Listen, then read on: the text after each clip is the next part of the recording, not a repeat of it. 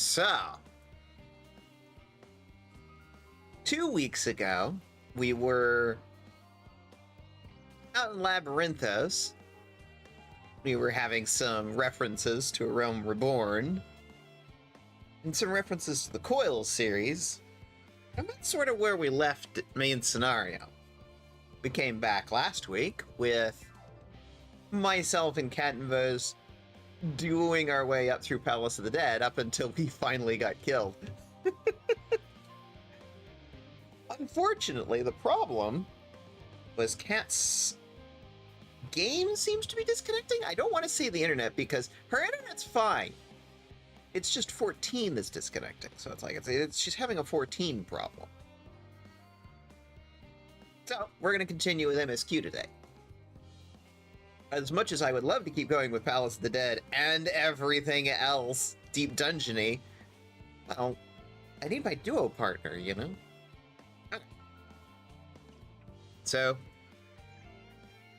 I believe we were in, I like to call it Upper Labyrinthos, but that's technically inaccurate. It's actually lower in elevation, but it's the higher level version of the zone. So it's Upper Labyrinthos, but it's also lower. My own description is absolutely breaking at this point. All right. Let's get to it then, shall we?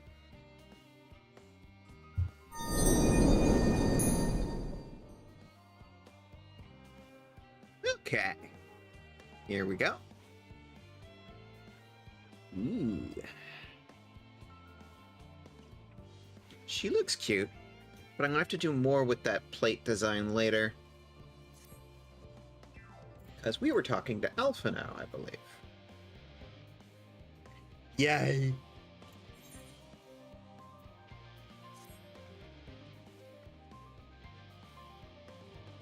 Though our friends are searching for refined adamantite and sacred relics, we will only know if they meet your requirements once they have arrived.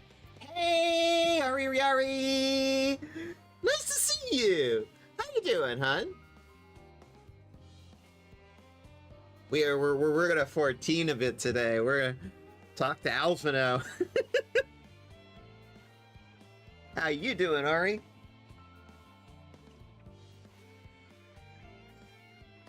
In the meantime, is there aught else we might do to be of service? I had a crazy dream and just woke up. Good crazy or bad crazy? You've already done more than enough. If I had to say, though, I could use someone who knows a thing or two about elegant technology. Well, we have Mr. Graha here. Oi, you there with the red eyes and the matching hair. You seem to know more than your average scholar.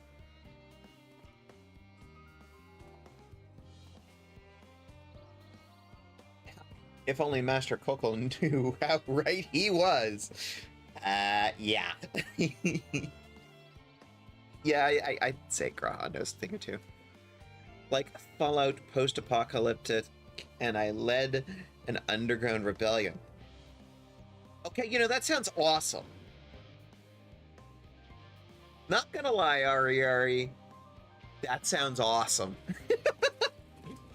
So yeah, crazy dream. I'd call that good. All right.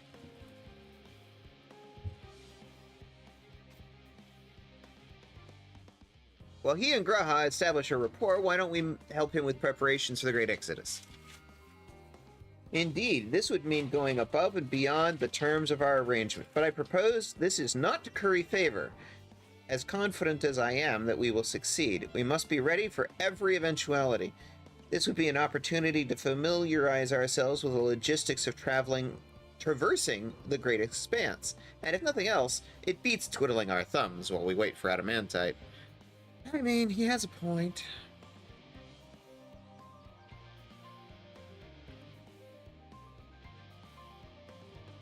Well, ain't you a bunch of helpful buggers?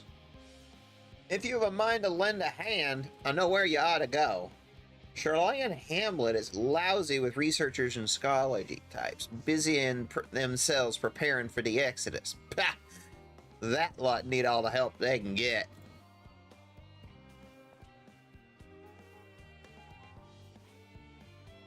Well then, off we go.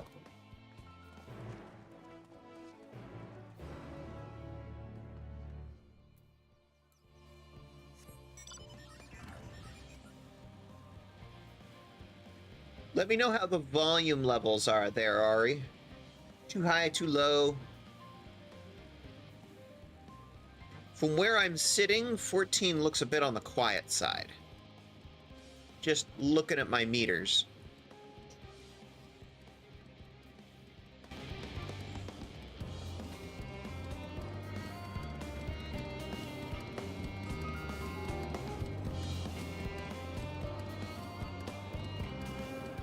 Okay, cranked it up a bit. If it's too loud or too quiet, let me know. A little loud. Take it down just a nitch. There we go. Just a little bit.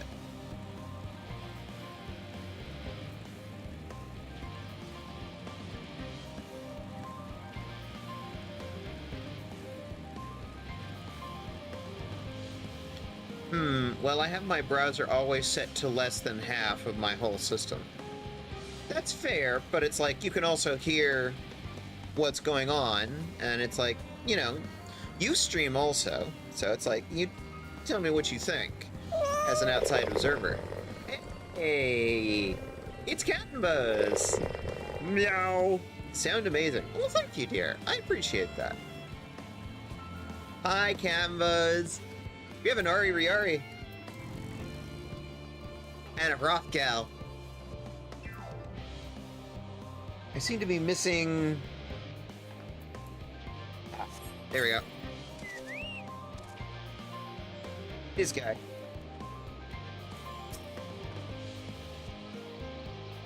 From what I can tell, a lot of people actually live down here. Yeah? Game seems better now. Good. Good. From what I can tell, a lot of... Yeah. I don't know how much help we can offer, but I dare say they'll benefit from some of that fresh inspiration that Scholark Montegane mentioned.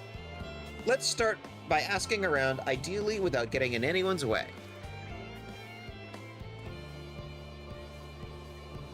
Let's meet by the Aetheryte when our work is done. Yes, I could use an Aetheryte.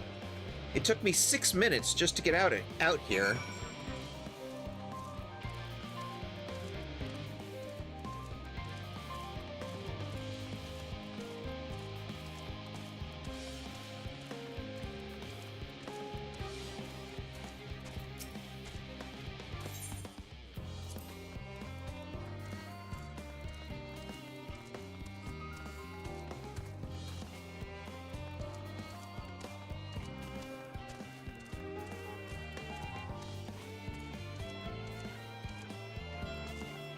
I've got a little range, but I don't see the... Oh! Thank you for getting your daily pedal there, Cat and Buzz. Hello, Gordon. Ah, hello, Cat and Buzz.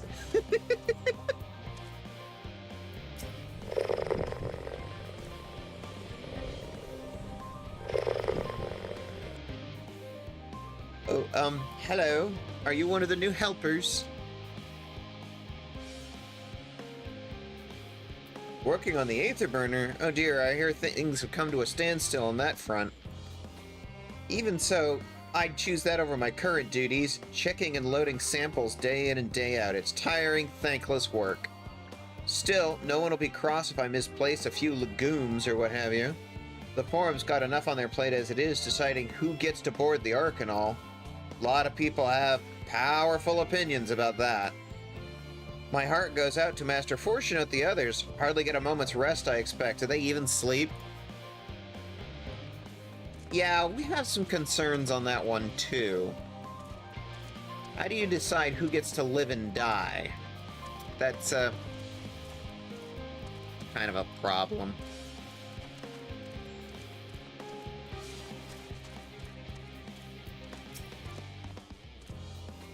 Helping with the Ark? Even with the power Master Coco's managed to squeeze out of the Aether Burner, it's still not enough, apparently. And now I hear the final days have arrived. Horrible creatures running rampant all over. If only we'd begun the exodus sooner. People are dying. There'll be no end to it if we don't fulfill our duties. But we will. We've spent years preparing for this moment. Believe in the plan and all will be well. Okay.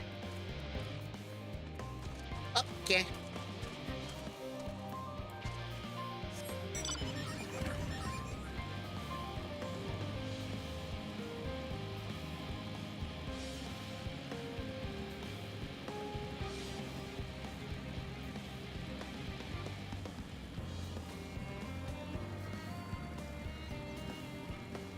Sort of my general hope is to get through sort of the main scenario of Endwalker and get into the post-patch content. All goes well. I'm hoping to get into Dawn Trail before too much longer. Offering to help? Well, that's very kind, but I should be able to organize the rest of the documents by myself. It's mostly lists of things we'll need once we arrive on the moon! And then whichever star we choose as our new home. My duties largely concern the maintenance of living conditions, so I'll be a lot busier after we depart. I hear lunar collaborators have come down to assist in our efforts. I'm looking forward to finally meeting them in person after having communicated with them in such a limited capacity thus far. To be perfectly honest, I've not the slightest idea what they even look like. They're tiny bunny people. They're adorable. They're small bunny people. Really. I do hope they're not enormous looming giants. No, they're tiny bunny people. Why, I would much prefer something small and fluffy, like that behatted rabbit that ran by. Okay, so you've already seen them. You've already seen them! You just don't know it yet. Small bun, so cute. Exactly, Cat and Bose. Squirrel! And Lisa's... Squirrel!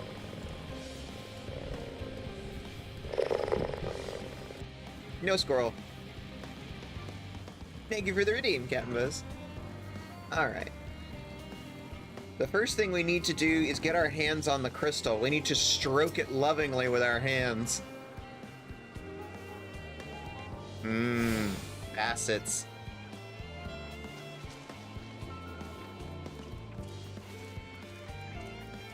Speaking of behatted bunnies, hi, living way. Growing way, cooking way, singing way, and oh, hi, Urianger. Hold on a second. Makes a little hair band and puts some bunny ears on it. Sticks it on Urianger's head. Oh my. Oh, yes. Oh my, definitely. Did that flirt play?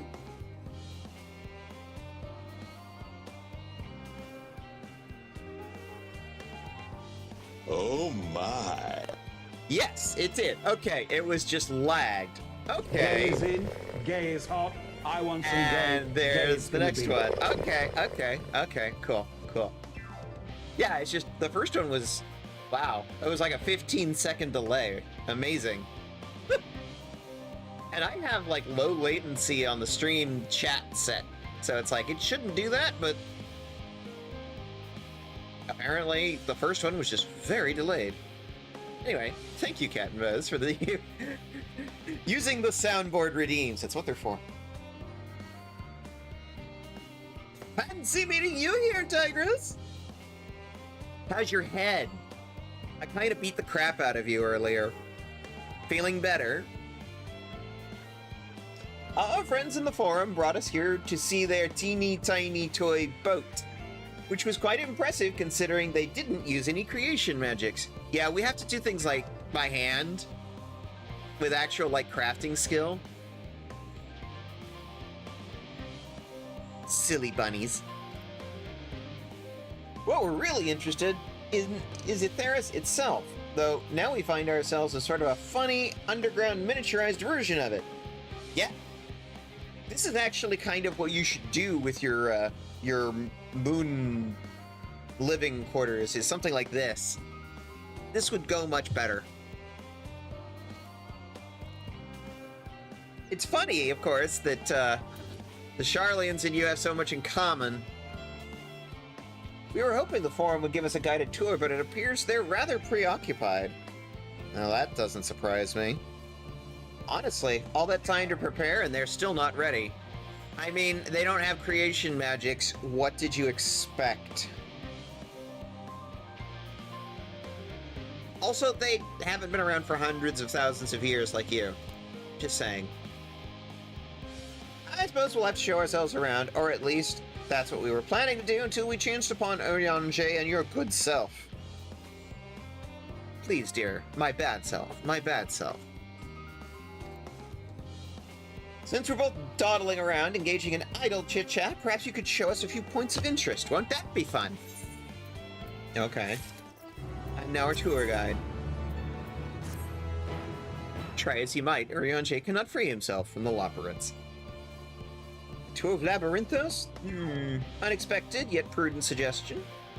Given the similarities between the artificial environment and Bestway's burrow, 'twould be in our best interest to have the labyrinths acquaint themselves with those conditions deemed optimal by their Charlian collaborators.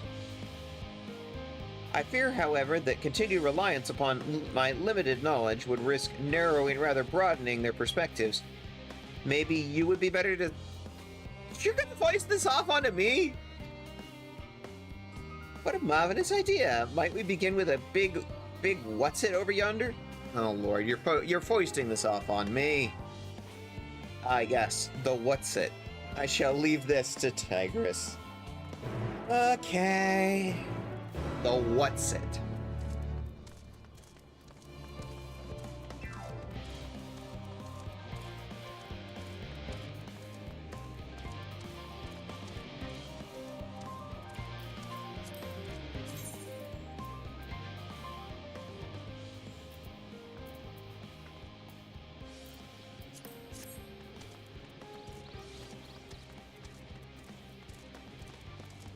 Just so I'm not having to talk over the music too much. But that the actual sounds in the background can still be heard.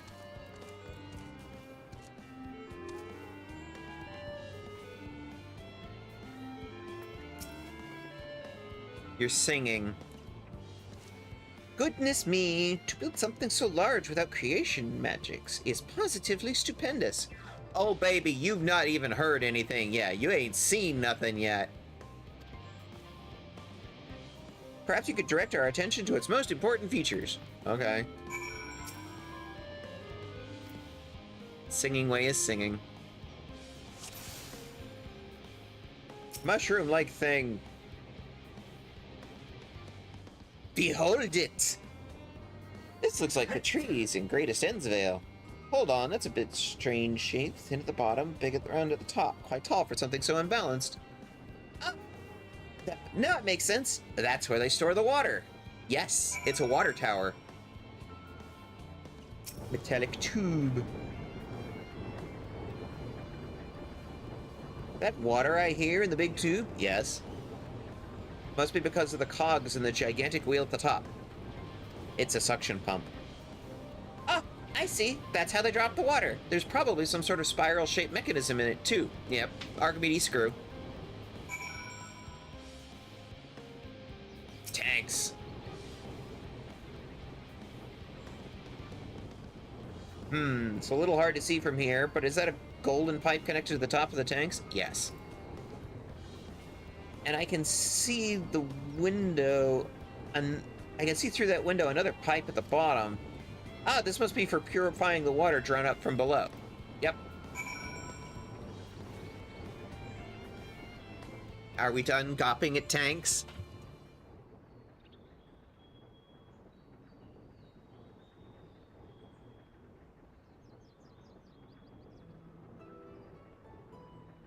Bunny. Bunny, bunny, bunny. Well, if I were to hazard a guess, water drawn from underground, presumably some sort of mechanism, is purified here and stored in that tower before being distributed elsewhere. Pretty much. I'm right, aren't I? I knew it. A design brilliant in its simplicity. I dare say it would only take a moment to install that in the most harshest of environments. For us Loporits, that is. Indeed. Securing a reliable source of water is of utmost importance for any fledgling settlement. Yeah. Water. People kind of need it. Not multinational corporations. Anyway!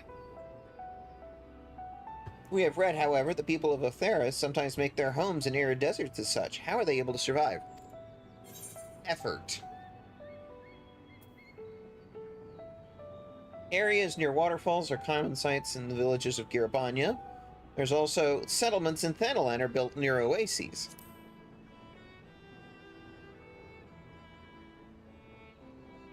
So wherever you choose to live, you're never far from water. Exactly. You kind of need it. Oh dear, I won't be able to procure the necessary amount.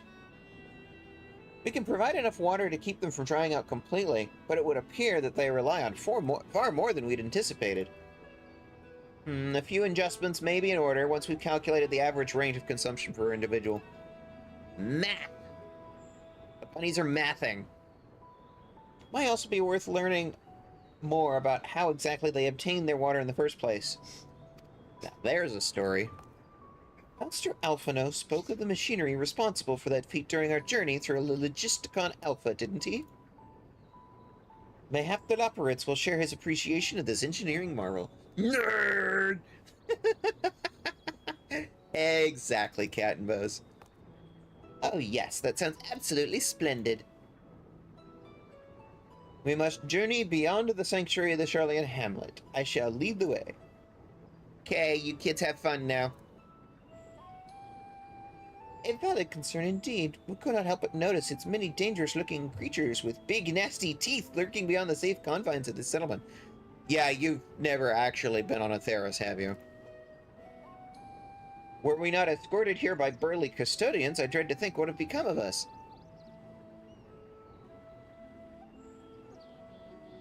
Teeth. Yes. You don't actually understand how dangerous this place is, do you? Regrettedly, to many a hungry predator with aforementioned big nasty teeth, Loporritz appear to be a potential, rather appetizing source of sustenance. Might I impose upon you to secure safe passage to Logisticon Alpha? Okay, fine. For my part, I shall act as an escort. I trust that singing way and growing way to thy care. Okay. I have bunnies. Hrothgal has bunnies. A more valiant protector they could not have wished for. Good speed. How fast is that? How fast does God go? Can I kill the god? How fast is God's speed? If it's all the same to you, I'd rather not be eaten by a horrid beastie. I'd rather not be beaten up by bunnies that want to kill me.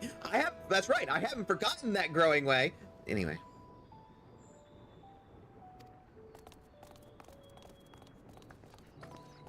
I haven't forgotten you all tried to beat the crap out of me. You failed? But I haven't forgotten.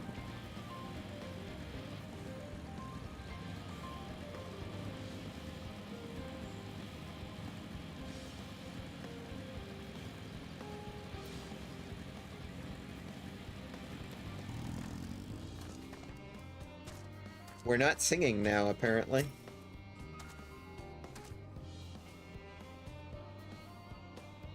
Should I do MSQ so I could then finally go to Shirogane for the first time ever? Yep, probably. Even if you have a free account, you should be able to get through Stormblood at least. Should be able to get all the way up to at least Shadowrun. Or Shadowrun. That's a TTRPG system. Shadowbringers. And if and when you want to run dungeons, let us know and we can run them. Exactly. What Cat said.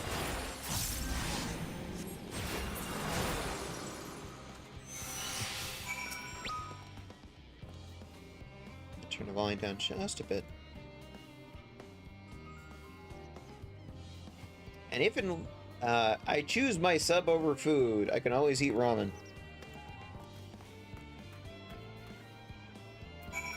Trans women cannot live on ramen alone. Believe me, I've tried.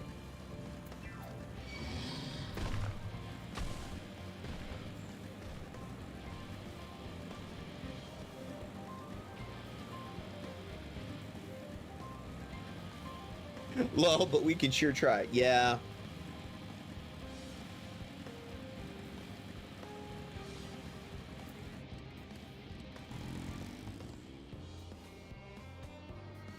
You've been the sub all along. My friends, I bid you welcome to Logisticon Alpha. Our destination is at the top of the lift, yes. You forget, Urianje, I've been here before. I was literally here with you 5 minutes. Calm, tranquility, calm, tranquility. I imagine Warrior of Light does a lot of deep breathing exercises to not go mad.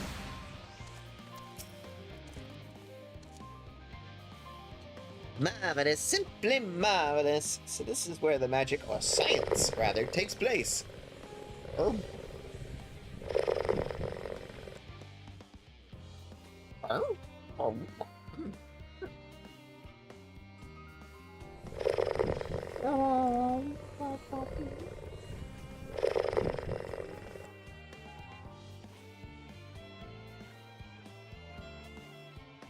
Thank you for the head pat, the fishies. Marvelous, simply marvelous. So this is where the magic of the science rather takes place. The perfect environment to sustain life. Artificially created. Yep, this is exactly what you needed to see.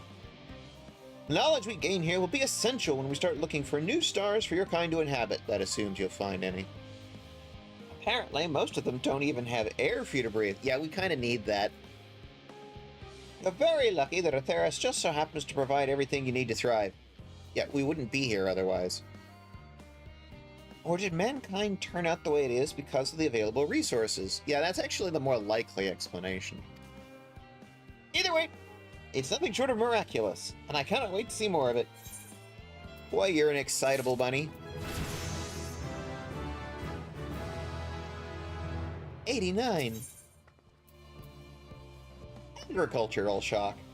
See, the fun thing is, how long are we going to keep getting XP before, like, after 90?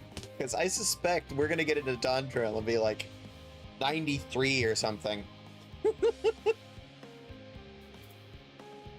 Cooking Way is eager for a change of venue, or at the least, a change of what's it. This is all very wonderful, I'm sure, but I was rather hoping to learn more about your nourishment provision facilities. In other words, where's the food?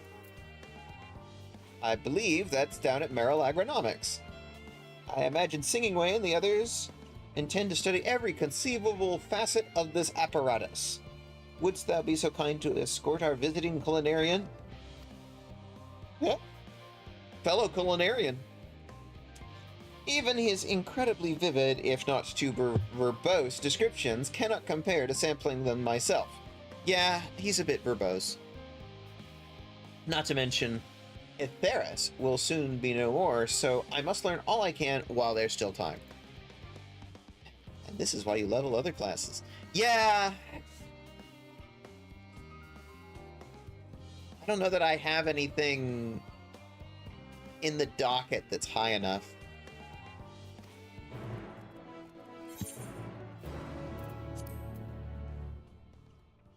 Because, like, these are 88 missions. I don't have anything even remotely near that ballpark, Cat and Buzz. But this is also not your main, so not a big deal. Exactly.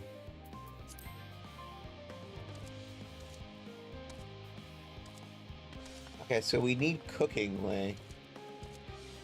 Wherefore art thou Cooking Way?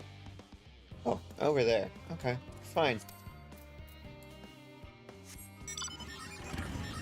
Queers, we are leaving!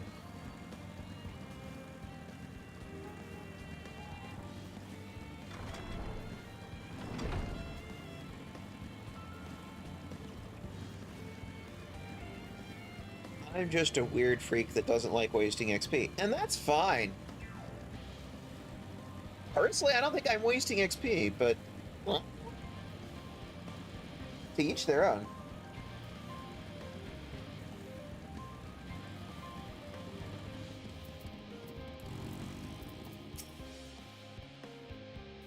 This is the place, yes? The heady aroma was enough to guide me here, but I've spotted several fruits and vegetables featured in our compendium.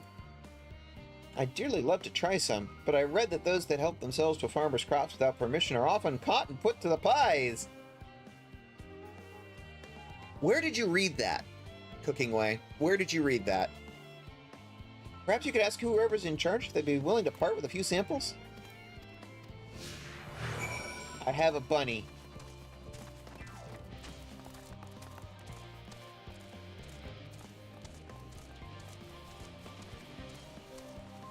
If you overlevel, you will eventually waste XP. Perhaps. It's still a while out, though.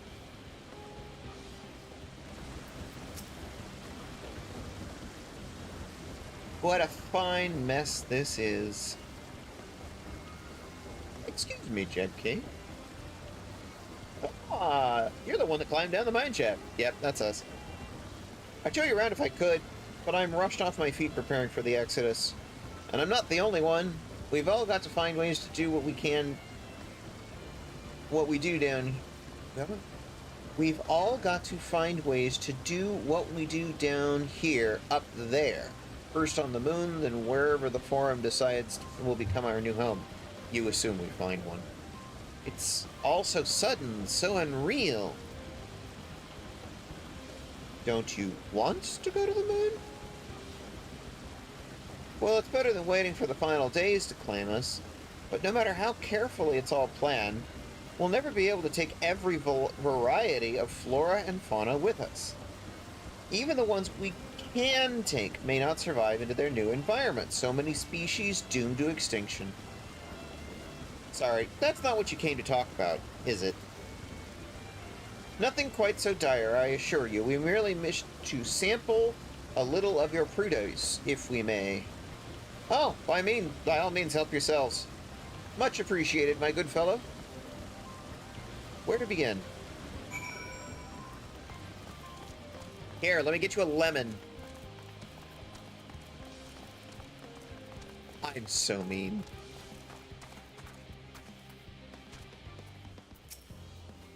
Oh, I know that these are grapes, yes? Let's see if they are as delicious as they look. I don't know, they look kind of hexagonal to me. So sweet, so sour.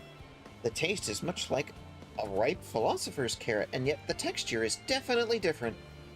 The contrast between the outer skin and the fruit within is most peculiar, though far from unpleasant. Yes, I think I'd like to try another.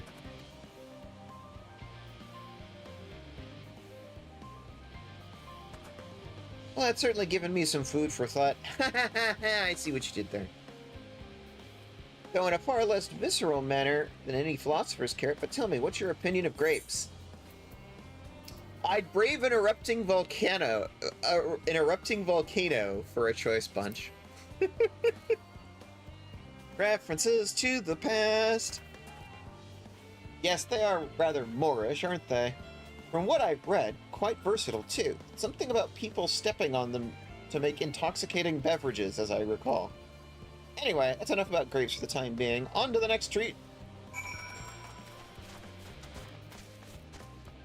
I mean, for all we know, the grapes that exist in the current timeline could be absolutely because a certain somebody decided to brave a volcano. We don't know for sure. We have no way of knowing.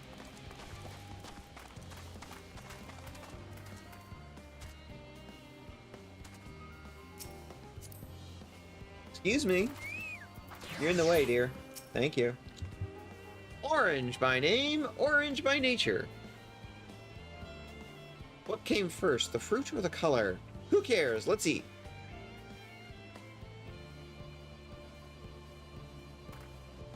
Yes, that's, equal parts sweet and sour, as with the grapes, yet nothing alike. I may have to consult Urianje about expanding my vocabulary. I simply cannot find the words to describe it. Perhaps what I'm looking for is bitter. It's all very complicated, you know. So many flavors, so many choices, and each individual with their own personal preferences. Now I see why you all turn your nose up at the idea of eating nothing but carrots. Yeah. Exactly.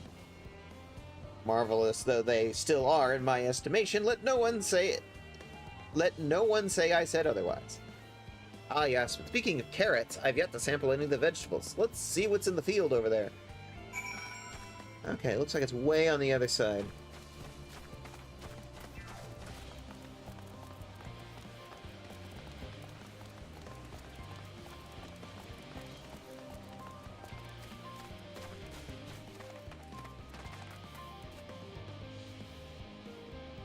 Pumpkins? Looks like pumpkins. That color and texture. Are they some sort of enormous round carrots? No. No, dear. No, in that case, proper nomenclature is less of a concern than the taste. They're called pumpkins. Blech! It's so hard and flavorless. I might as well be chewing a piece of wood. The Alba confirms it. These are nothing more than misbegotten failures masquerading as goodly carrots. Stop, stop, stop. Can't you see these are pumpkins? And no one with any sense would try eating them raw. You're supposed to cook them first. You don't find that an awful bother? Far from it. Cooking is a joy unto itself. And what's more, it broadens the range of ingredients that we may safely eat. But above all else, cooking allows us to draw out the full potential of our produce. Pumpkin stew is one of the favorite dishes for me as long as I can remember. Perhaps even these hard blocks of plant matter can become as delicious as the orange that I sampled. I wonder, though, if there is even anything more delicious. How about that yellow fruit over yonder? Ah, yes. The lemons. Yeah, you're gonna love this.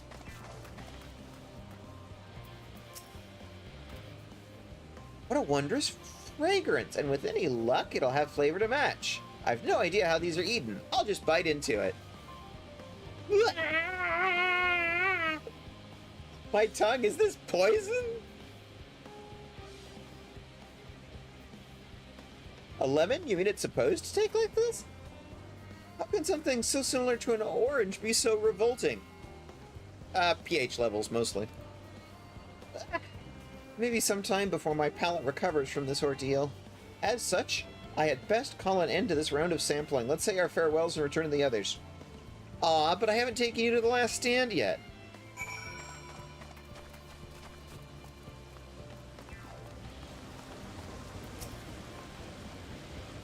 Finished, have you? I thought you found something to your liking. I'm rather enamored with grapes and oranges, less so the pumpkins, though I learned the hard way they're not to be eaten raw. Then there was the lemon, the deceiver. I feel so violated.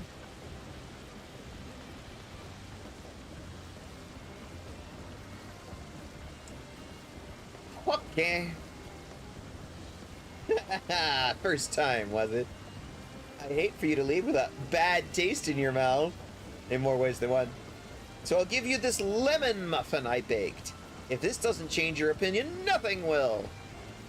More lemon? Haven't I suffered enough? Nevertheless, it would be remiss of me to spurn this opportunity to... Oh, a bit of sick came up there. Learn more of your inscrutable ways. Very well, lemon muffin, do your worst.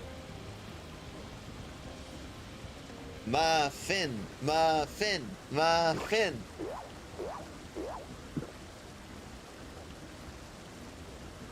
Dot, dot, dot. This is delicious. Although I detect a hint of lemon, it complements the sweetness of the dough to create a perfect harmony. I never would have guessed its vile bitterness could be utilized so elegantly. My good chap, this is simply breathtaking.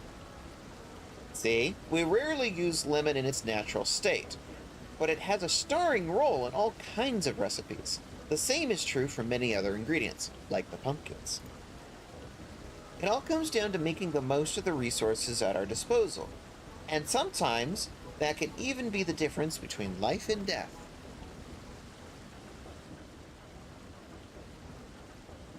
I know we won't be able to take all these species with us. No doubt the Forum has agonized over what's worth preserving.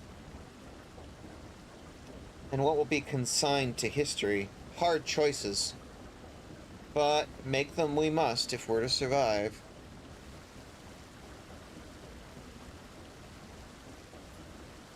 Such strength of will. Now I know what Heidelin sees in your kind.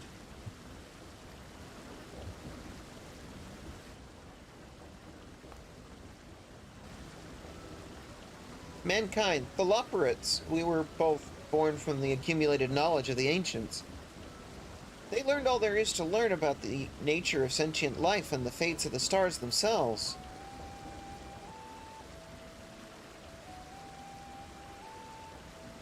Once a civilization has fulfilled the basic requirements for survival, it will inevitably seek to eliminate all forms of negativity and achieve perfection.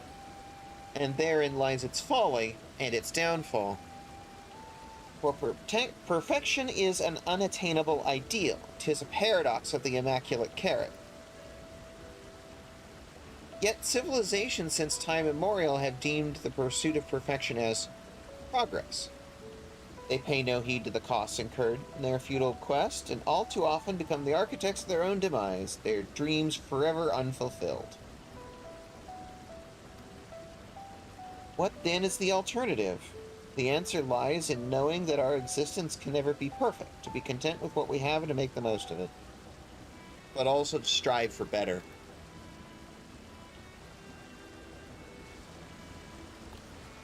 When life gives you lemons, you make lemon muffins. I was going to say lemon grenades that burns your house down, but that's a different video game.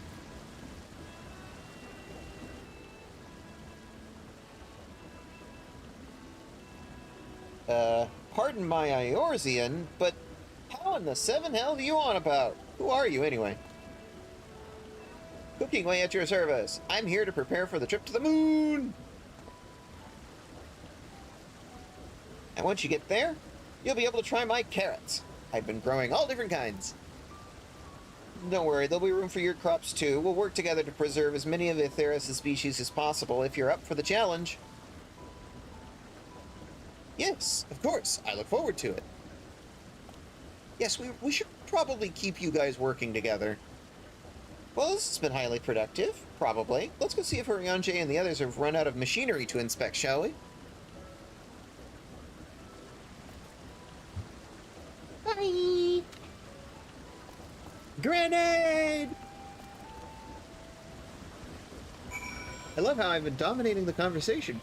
Previously, it was just, what's your location? What's your, 6x6? Now it's just, grenade! I'm such a, conversation starter. Grenade!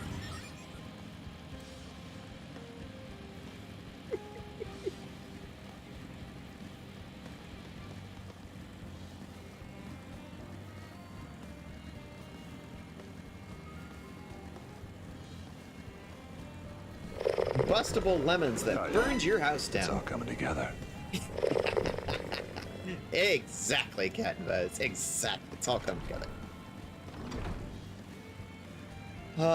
Exactly. And while you're at it, Catbuzz, we should start doing some shoutouts. We're at it.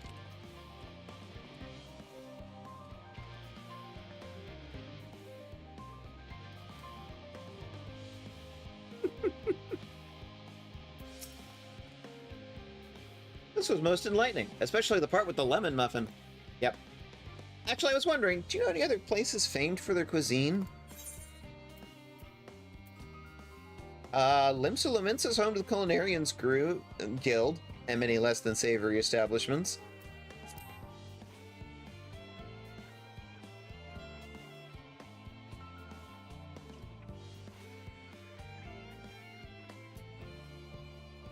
Would that I had time to visit. The more I learn of Atheris, the more I wish I could spare it from the final days. Yeah, about that.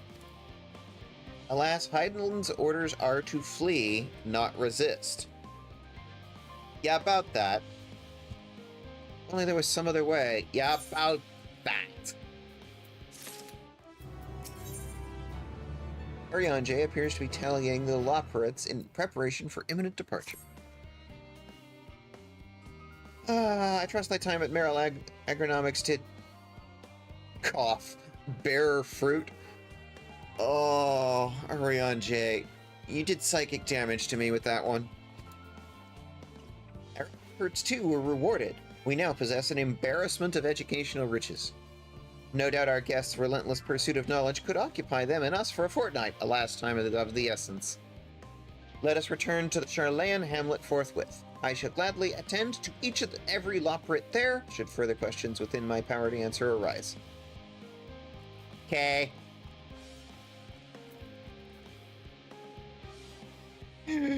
Aww, says Growing Way. Who's just been completely abandoned.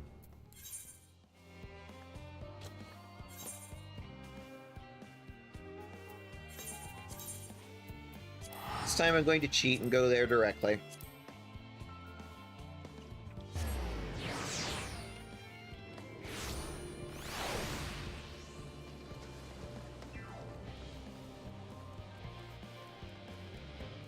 Because both of you I know stream, or I'm doing shout outs to both of you. Cambos needs to stream more! Broke. Sigh. Says Growing Way. What's up, Growing Way? Yes, I was indeed me verbalizing a sigh to express my emotional state. Do you know why? Because I saw the reconstructed environment data for Atheris at Logisticon Alpha, that's why. The forest's so lovely and so leafy. Are all your forests like that?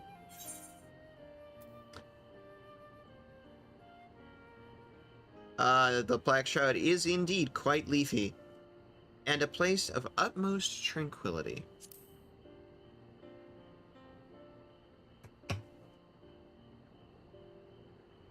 Gasp, I say. With a star so wonderful, it comes as no surprise you're reluctant to leave it behind. I was a fool to think otherwise, to assume that the moon was something worth being proud of. I wouldn't go that far. How ridiculous we must seem to you, trying so hard yet achieving so little.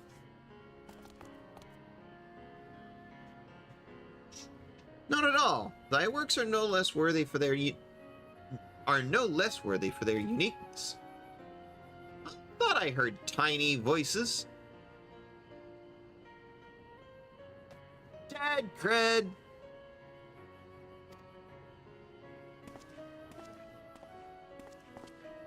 I mean, it's complicated when my internet has been on the fritz. Yes, but I would actually argue, like, since the repairs, the internet is not on the fritz. It's your FF14 that's on the fritz. I was actually going to ask you, it's like, have you considered doing a repair install or whatever for 14? Is that even a thing? Because 14's the only thing that's been disconnecting since the repair work, right?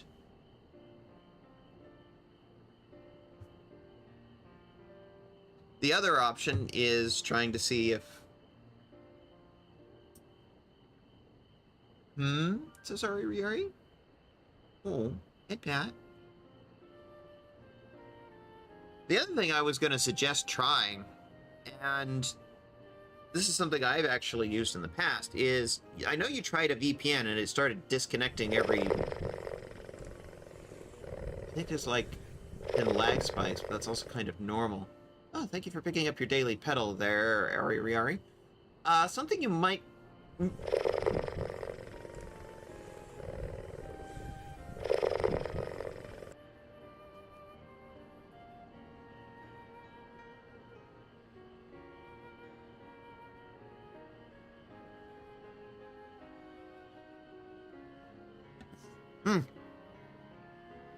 Ankle for fish.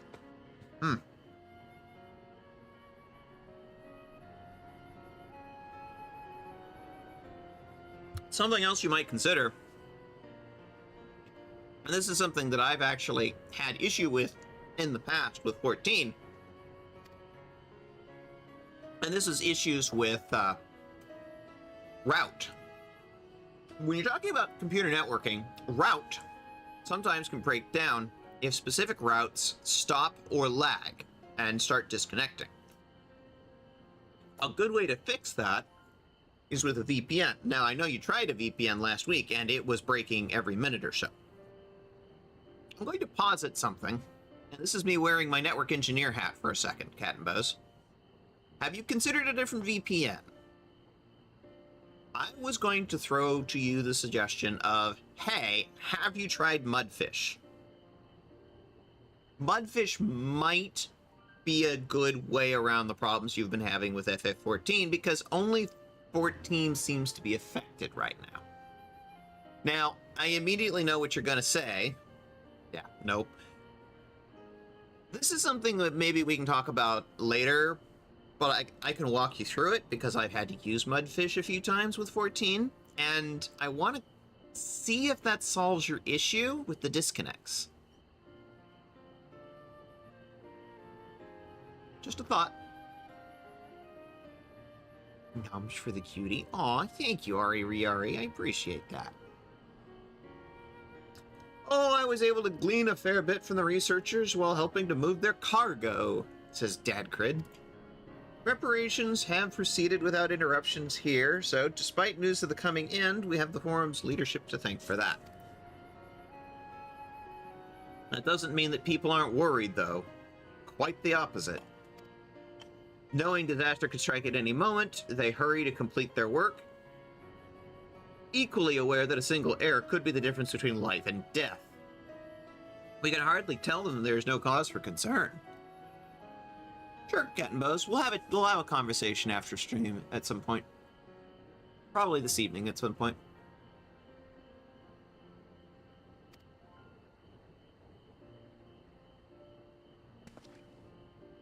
Perhaps not, though aided by our goodly growing weight, we might yet find other ways to lighten their burden. Me? Be of use to people? I'm honored that you would think me so capable, but I'm not up to the challenge. Nevertheless, I believe in you. If you say so, I suppose it couldn't hurt to try. I passed someone moping in the Western Plaza that looked to be in need of a helping paw. Maybe start with them?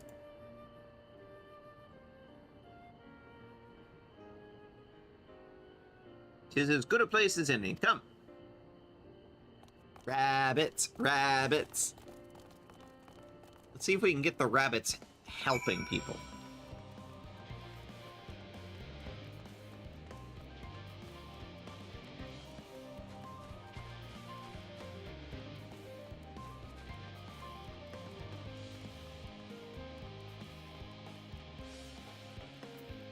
Troubled researcher.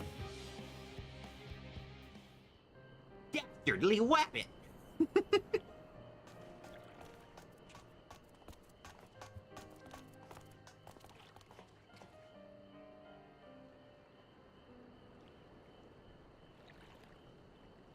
Oh, can I help you? Motions hands vaguely. It is you who would help me? Is my anxiety so truly obvious? Yes.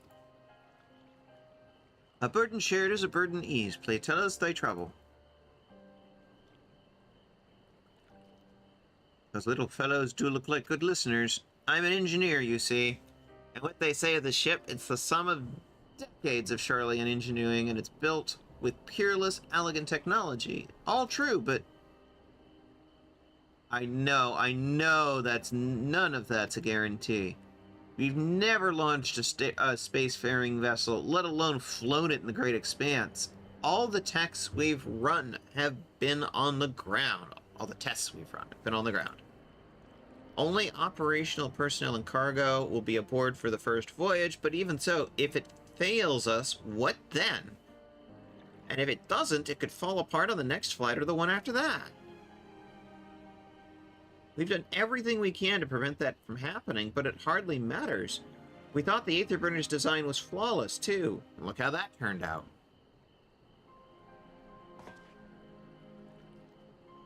Familiar with these most daunting technologies, and thus thou dost hold the power to allay his fears. Oh, I'm not sure about that. Maybe you could tell me if there's any aspects of the ship's design that you're particularly worried about. Our ability to walk about and perform tasks, for one. I've devised a means by which to employ gravity, spatio-temporal spell, to regulate the environment. But what if that's not strong enough? What if everyone floats away and begins crashing into things as soon as we've left the star? Gravity on board the ship after, hitting 0G. Ah, gravitation. I can help you after all. Up there is not so different from down here. The same rules apply. But if you consider them as part of the one great big cosmos rather than as separate places, and off they go. They are now chatting. I suspect both parties shall find comfort in the conversation. Yet, if Thancred's tale be true, still others would be bereft from insights born of your experience. Might I prevail upon the Loporrits to attend them? An excellent idea, if I do say so myself. There is naught we'd like more than to ease the hearts of the people of Atheris, and learn more about them while we're at it. Adorableness ensues. Yes, physics. Exactly, Cat and Mouse. Well, glad am I to hear it. Gather thy companions and bring them hither.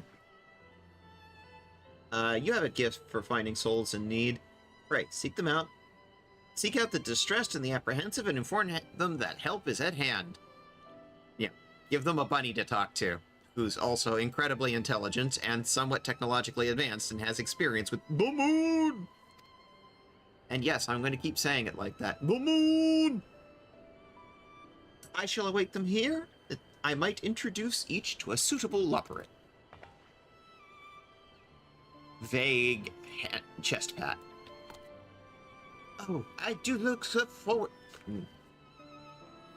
I do so look forward to that. A place for every Loporrit and every Loporrit in their place.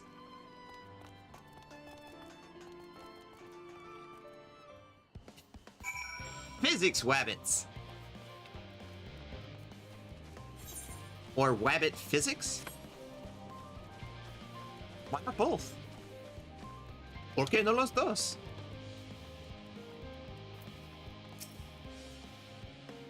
What am I thinking about? The medical facilities on the ship, of course. I designed them with the assistance of our sages and chirurgeons, but to imagine every illness or injury one might face in the great expanse is beyond any of us, to say nothing of the effects that living out there indefinitely might have on the body. The crew from the moon? Why did I not think of that? Yeah, go talk to Wabbits. Go talk to Wabbits. Talk to the Wabbits, talk to the Wabbits. They're tasty. Oh, wait, sorry. No. Forget I said anything.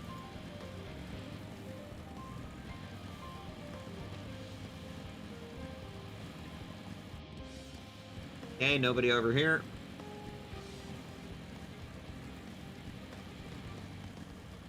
Need to find 8 people to talk to here. Let's do this in sort of a spiral pattern. Worries, worries. No, I believe I'm fine, thank you. I've been confiding in my colleagues, and that's helping a lot. I can't recommend it enough. This researcher already has the support she needs. In there.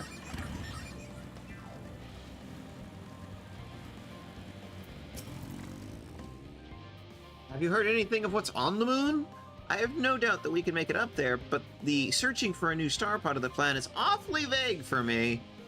I asked the forum, but they will only tell us that our collaborators have everything under control. Forgive me, but I don't particularly feel safe wandering the sea of stars on God knows what made by gods know who. Actually, your collaborators are here. Please confide in the bunnies. You mean to say I could speak to them directly? Amazing. I hope they like questions. They do, actually. Like, they're very into questions. Do it. Do it. Hired Gleaner. Trans rights. Exactly.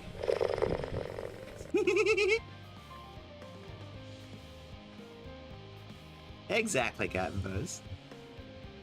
Is anything bothering me? Well, I've been loading cargo for bells now, so my back feels like a void sense plate plated as a piano. My feet and knees as drums and cymbals, too. This cleaner seems fine, if in need of a break. Yeah. Take a break, dude. Get some sleep. Jeez. Dot, dot, dot. Huh?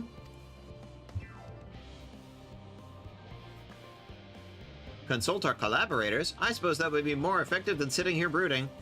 I'm attempting to calculate how much cargo we can consolidate into fewer trips, but should the Aether Burner make our original estimates unfeasible, but there are simply too many variables. I feel as if my brow will turn inside out. But perhaps our lunar associates will have more insight into how much weight constitutes too much weight for our purposes. Thank you for letting me know. I do like ephemera. I also like bunnies.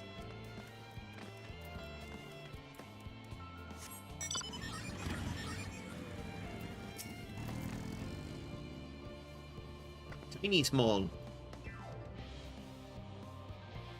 My base? What's wrong with my... Oh, perhaps I am a bit tense. I was tasked with ensuring proper fauna, and only proper fauna are brought with us to the moon. However, the suitability of a few species is still under debate.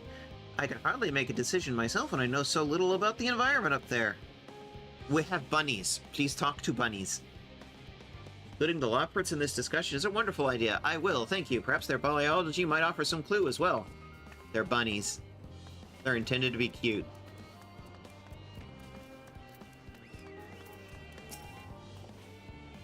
Yes! Yes, you idiot! Have you seen my envelope lying about? This imbecile refuses to give me the alchemic I ordered with that bloody slip of parchment.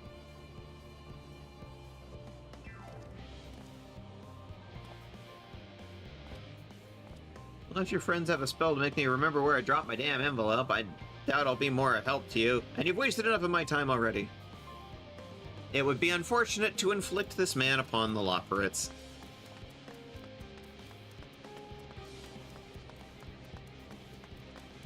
Fair.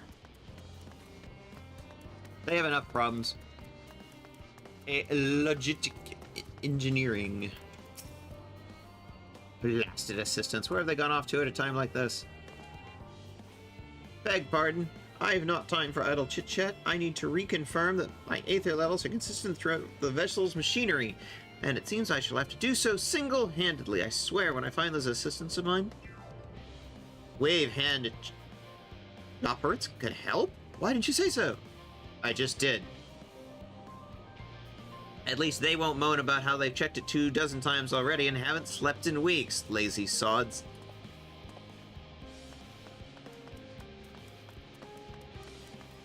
I don't like you. Bungeneering. Yes, exactly.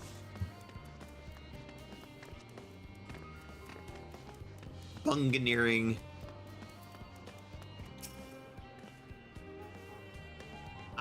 The end of the world is nigh, yet the work goes no faster. Schedules are such temperamental things. Feasible one moment, utter bollocks the next. And yet, I've never felt so alive. This one is beyond your help. Only sleep can save her now. She becomes a delivery person later.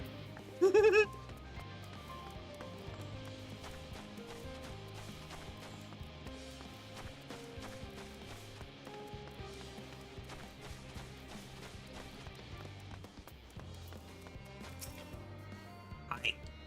56 bunches of weed in the ground, 56 bunches of weed. Rip one out, added to the mound, 55 bunches of weeds in... I'm not neglecting my duties, I swear. I was in need of a little break, and when I found myself unable to relax at all, I went on a walk, I noticed these weeds, and... Pleasant conversation partners, and oh so fuzzy? Goodness me, that does sound like a much better way to relax. Yay! We did something helpful. And yet we still have 2 more to find.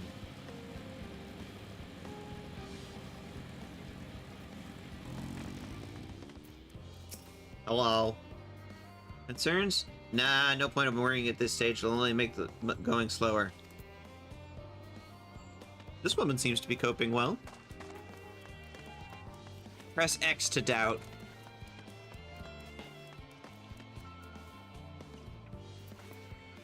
We are still missing 2. And we're back around to where we started.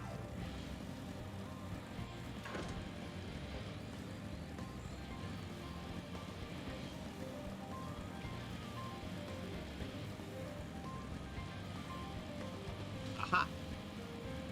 I spy with my little eye. Just leave me to my misery. The forum can appoint someone else. I apologize, I don't know what to do. How am I supposed to pilot an Ark if I'm already falling apart under the pressure? Actually, we've got a pilot. You know a starship pilot that I can speak with? Well, then no time to waste. Yeah, we've got a starship pilot. Somebody who knows about this stuff.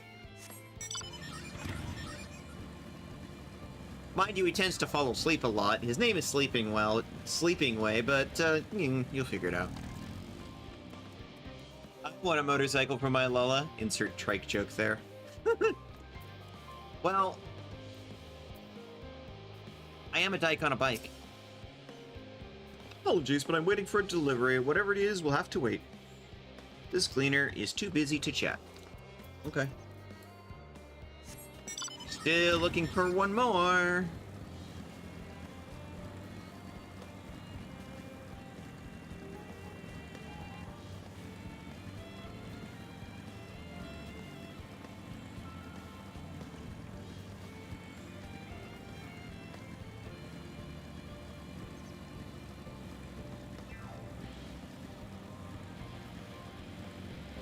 Let's try the upper level.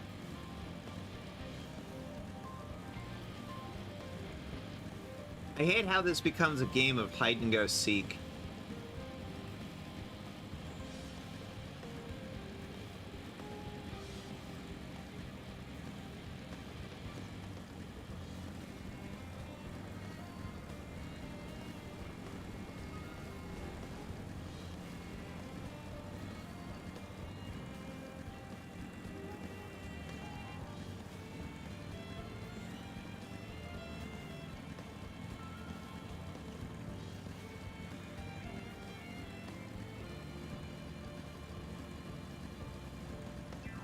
Well, I'm not seeing our last one.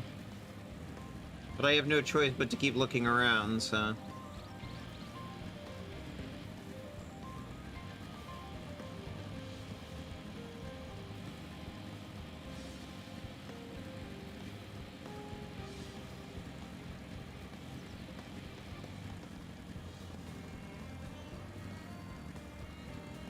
Aha. Rogue. How might I help you? Oh my, what a lovely idea. I too noticed people becoming rather tense, so I rushed out to pluck some fresh and fragrant tea leaves. Now I only need to track down 100 or so cups. Don't worry, I can manage. I hope your plan to cheer everyone up goes well. This woman is doing better than you are. Warrior of Light needs help. Warrior of Light needs mental help. Warrior of Light has problems and needs a therapist. Who watches the Watchers? We are still looking for one. That one did not count. Ooh.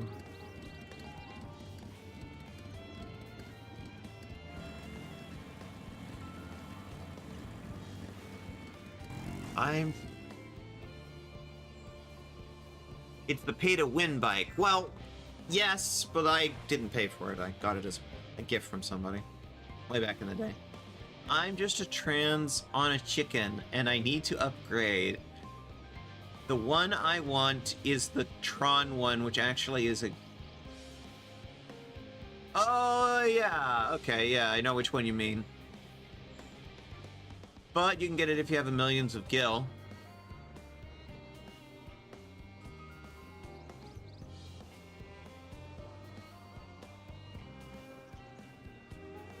Yeah, you know, you only knew somebody who, like, works submarines and is a crafter. I'm looking at you right now, Ari Riari.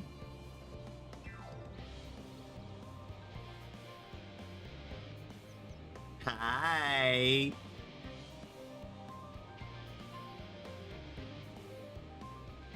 I got a gift to me fighting game sex worker who just has no issue dropping 40 million gil because apparently ERP pays. Yeah, that wouldn't surprise me. So I have one on my cat girl. Or that. Hi, skirt. Yay! Hyperventilating engineer. God, so my chest is tight. Am I dying? Is this what dying feels like? Are you alright? Oh, do pardon me, I didn't see you there. No cause for concern, I assure you. No cause for concern, even though we may have to depart at any moment. And if the hull I designed buckles under the strain, the entire vessel may explode on launch, claiming countless lives and dooming all mankind. But that's highly unlikely. Yes, highly unlikely. Yes, highly unlikely. Our visitors can help me triple check their structural flaws? Why, that would be wonderful. I'm breathing easier already. Hi, Ari. Skirt.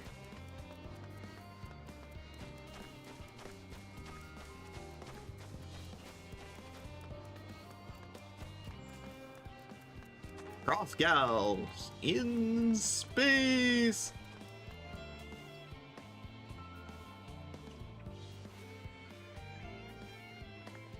Well, they're all talking, so that looks good. Behold, through thine efforts, word hath spread throughout Labyrinthos. Verily, to a great number, more than we had anticipated. Living Way doth gather more Loporrits as we speak. I shall assign each in accordance with their skills, that new bonds of friendship might be forged.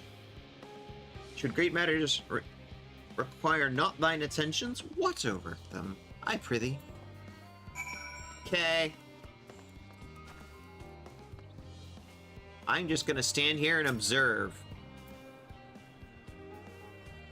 The Hrothgal observes. Cutscene.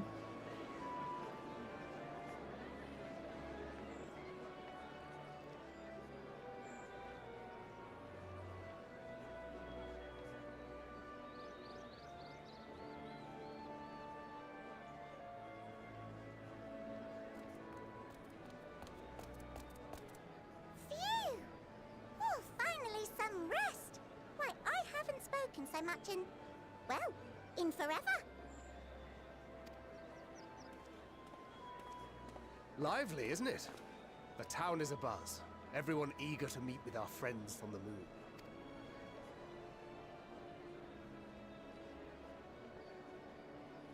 Twould behoove you to consult with Sleeping Way.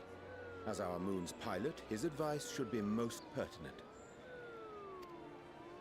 I'm impressed. Truth be told, I struggle to tell one from another. No offense intended, of course.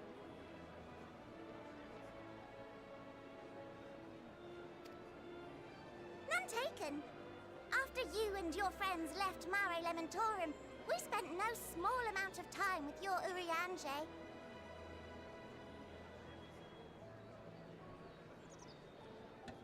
Is that a lily cat?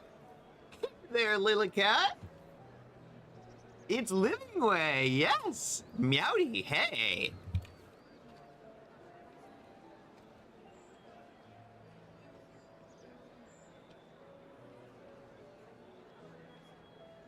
Do a little shout out for Lily Cat.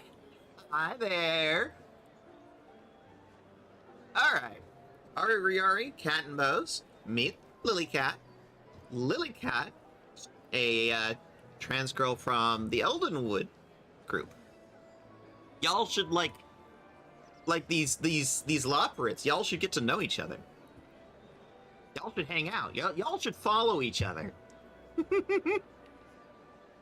Thank you. I hope you are enjoying FF14. We are. Like right now, we're introducing bunnies to researchers.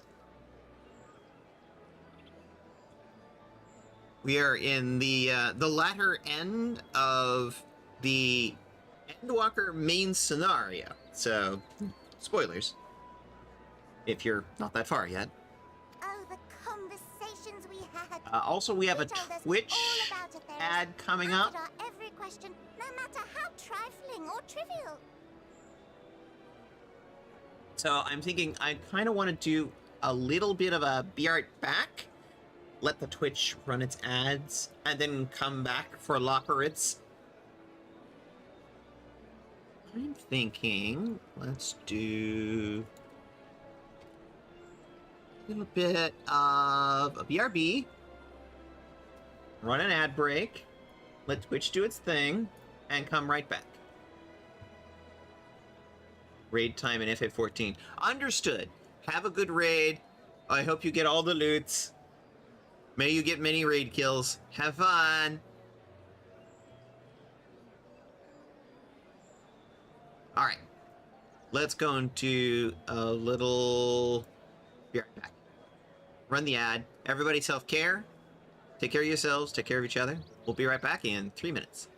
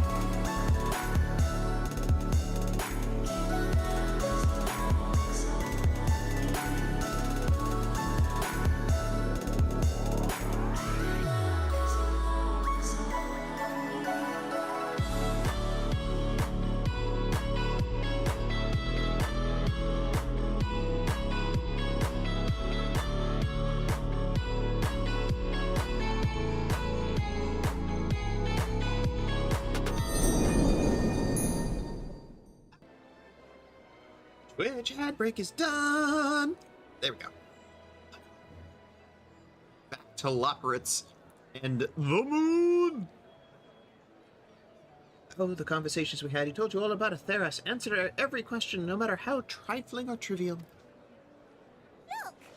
Every page fills to the margins with knowledge. When I first arrived, I was struck by how little I knew. It was daunting. But then I realized that were it not for Urianger and his teachings, we'd still be stuck on the moon, gazing at your world and wondering what we've been missing.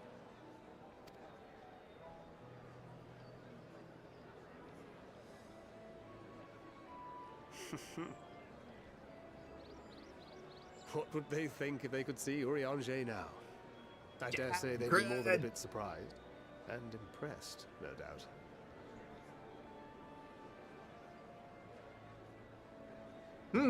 I wonder who Dad Crit is talking about.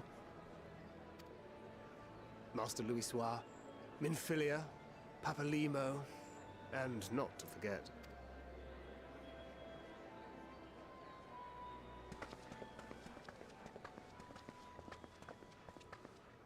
Oh there. Heard there was a visiting expert who we might bother with a few questions. I take it you'd be the one.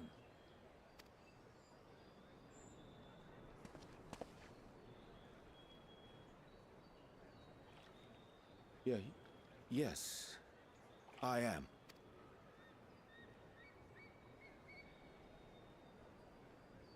Wilson and Blovida, Sharlayan's foremost researchers in the field of teleportation magic, and Moonbreeder's parents.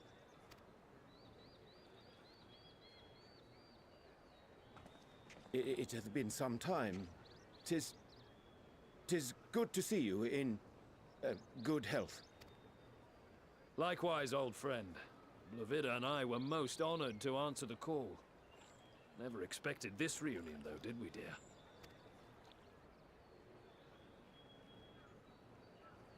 Arthur, the nerve. Sending that letter, then running off to the gods know where.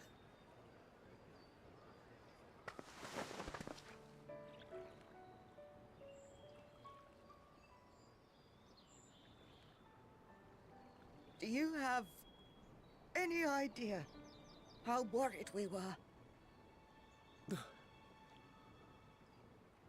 I'm sorry. 'Twas remiss of me not to deliver the news in person. No, more than that. 'Twas I who... Our daughter was disillusioned after Master Louisoix left her behind. The day the Scions called upon her was the happiest I'd seen her in years. She made her every choice of her own free will. No one could have ever forced her to do otherwise. Don't blame yourself for her death. Celebrate her life. You know that's what she'd want. If there is one thing we resent you for, it was that we could not be there to mourn her with you. Reading the words you penned in that shaky hand, we must have cried as much for you as we did for her.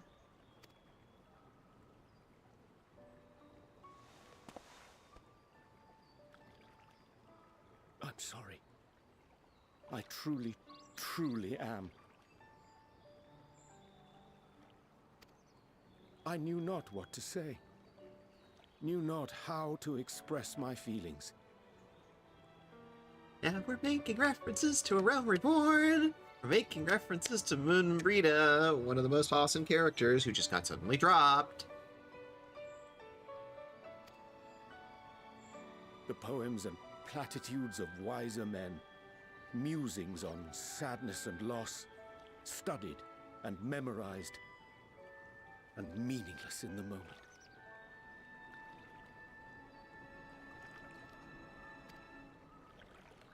Silly boy. We are all powerless before such grief. Even now, try as I might, the words escape me.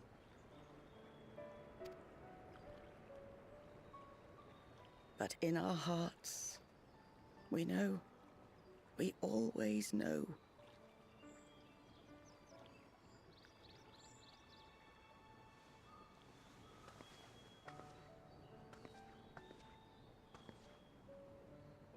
I remember when you were young, how the lads teased you for choosing the company of books over others.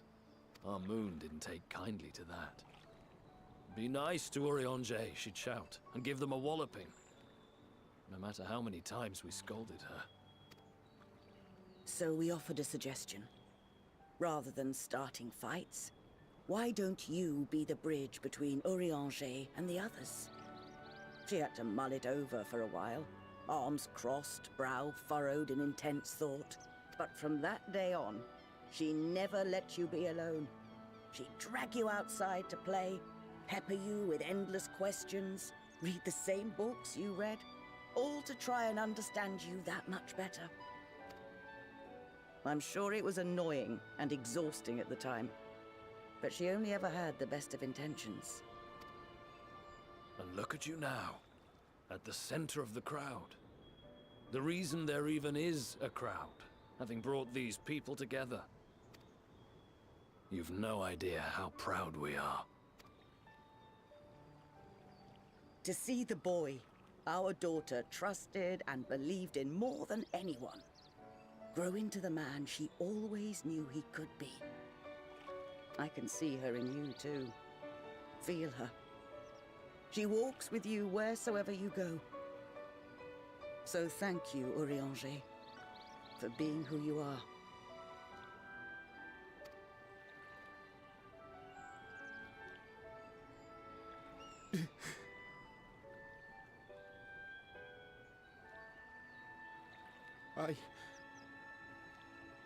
I think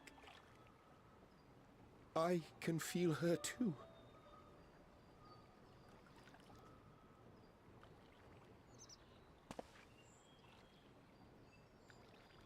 The truth of her life.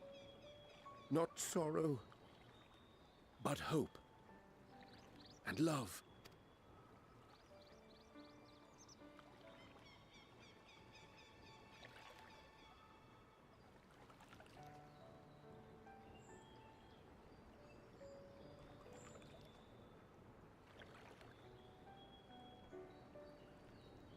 This moon breeder.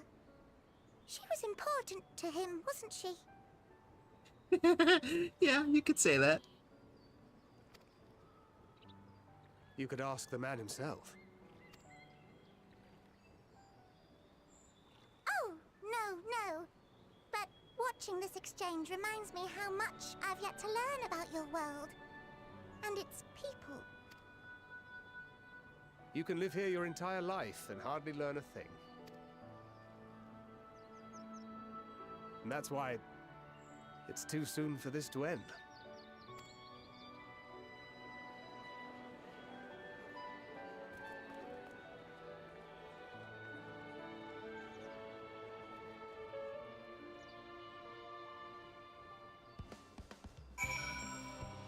Sorry, I just had to let all that play out. It's too good. It's too good. Rita was awesome and underutilized. I like the fact that story remembered she existed. More Femro scholars with giant axes, please. Yes, please. Yeah, sure. I'm fine. I am. Well, glad am I to see that too after so long. Gladder still that it was in your company. As difficult as it is to accept their kindness, it would have been far harder had I faced them alone. You might also want to talk to them about their specialty, Urianger, dear. I would actually like to know a little bit about teleportation and how that's going to work with our little project here. They might be good to talk to. You know, just a suggestion.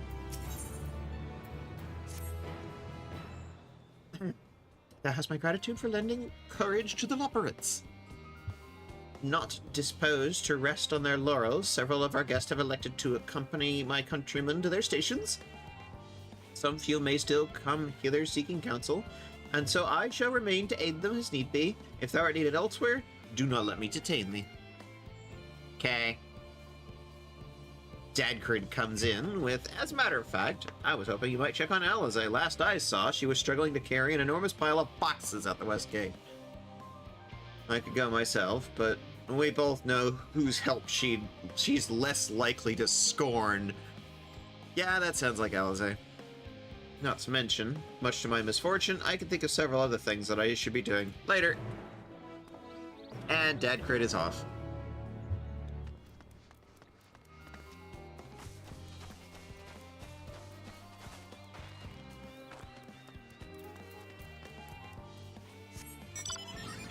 Off we go.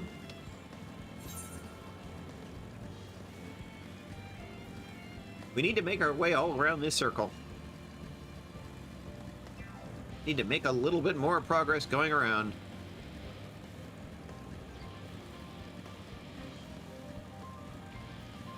Logisticon Beta.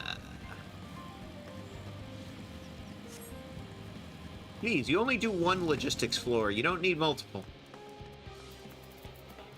Wrong game. Tigris, what are you doing here? I hear you were having problems carrying boxes. No, I don't mind if you help with the boxes. It's far from the most exciting of tasks. Are you sure? Are you kidding? Look at these arms. They're great for lifting boxes. Well, I appreciate the assistance.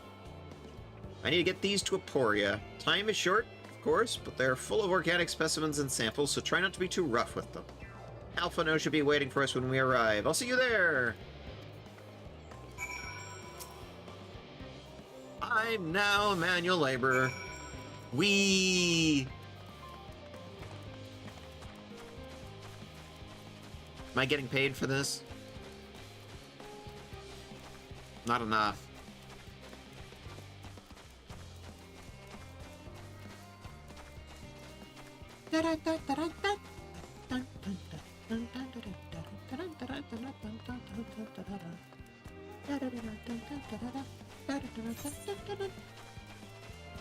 We're making our way around. We're over halfway. There's a town coming up.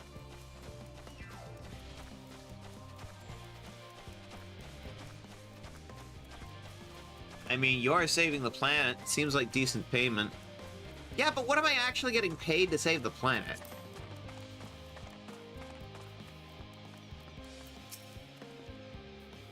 Maybe I need to form a union. Oh, you're helping with crates. Wonderful. You can put that there with the others. The planet-saving union. Better compensation. You have my gratitude. How did you come to be involved with this? Your sister! Yeah. I suppose I have Thancred to thank as well.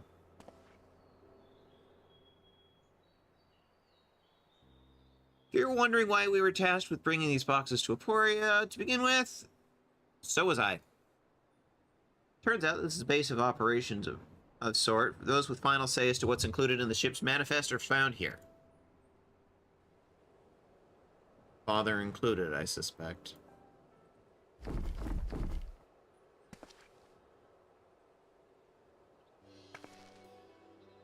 That should be everything. You carried all those at once? Are you trying to injure yourself? Oh, hush, they're lighter than they look. And not everyone has your delicate arms. I suppose we should let someone know we're finished. The Apollon in the courtyard. We can report to him. Why don't you come along? You should get credit for your assistance at least. Considering where we are, we might even learn something.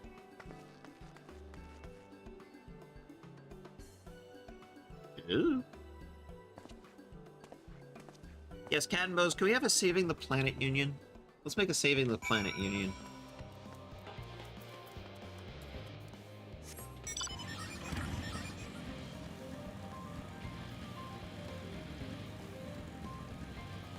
We kind of have a monopoly on it right now.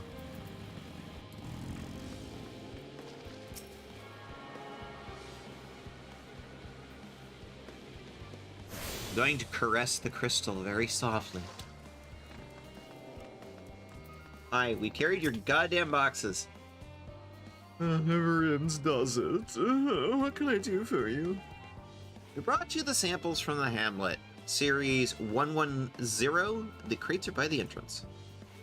Oh, thank you. I expected one of my colleagues, but we're dreadfully short-handed. Employ more... Just a minute. You're Fortuno's kids, aren't you? Yeah. Alphino and Alizé at your service. You're well acquainted with Father, I take it. I'm not a Levier. Hi, I'm over here too. Okay, we're gonna ignore me. I've been friends with your parents since our days at the studio. I quite remember when you were yay high, wandering hither and thither. Clearly, it's been some time since we've met. Good to see you again, wielding your father's nullis, no less. You knew our parents when they were young? What were they like? Spare no detail. I should like nothing more than to regale you. Alas, I am meant to be in charge here, and reams of paperwork for want of submission. Ah, death by paperwork. We can help with that in exchange for the sort of stories our parents would never willingly divulge, of course.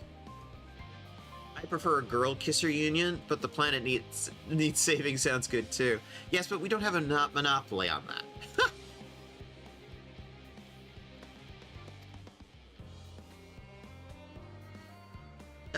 Well then, there happen to be 3 sets of documents in need of delivery. So how about you each take one?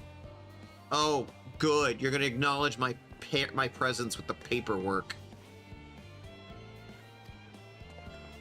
Wait right here.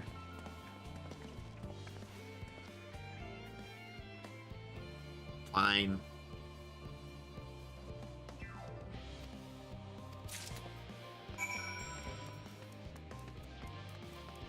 Who wants papers? Who I throw papers at? I will throw them at you. Violently.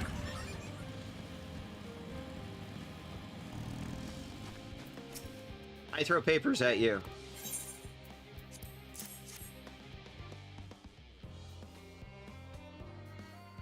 Oh, Theopoldin's paperwork. I was beginning to worry he'd misplaced his quill. I appreciate your help in seeing these documents to my hands at last. As for your other task, pray keep this between us, but I sincerely hope you scions succeed. The Exodus is, without a doubt, the most monumental undertaking in the history of the Forum, so we must be circumspect in all respects. Risk is a privilege we cannot afford ourselves. At its heart, however, Charlian has ever been a nation of the curious. It would be a tragedy, indeed, if we were the ones to stymie your pursuit of the truth. You've been trying your damn best. Like, wouldn't y'all scholars like to know what's at the root of the last days? What caused it?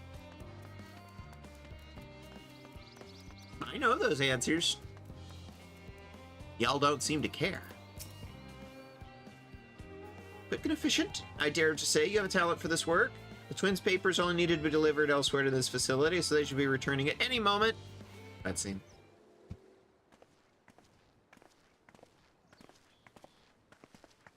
The twins that never grow up. We return with not a scrap of paperwork remaining on our persons, you will note. You both have my thanks, and my apologies for sending you on an errand below your ambitions. Why, even as a babe, you struggled out of your swaddling clothes, and... Oh, that's quite enough of that, thank you. It was compromising stories of our parents we'd asked to hear, to reiterate. Of course, of course. I've known your father for so long. Must have something. As you know, part of why the Levier name garners such respect in Charlian is your family's storied history.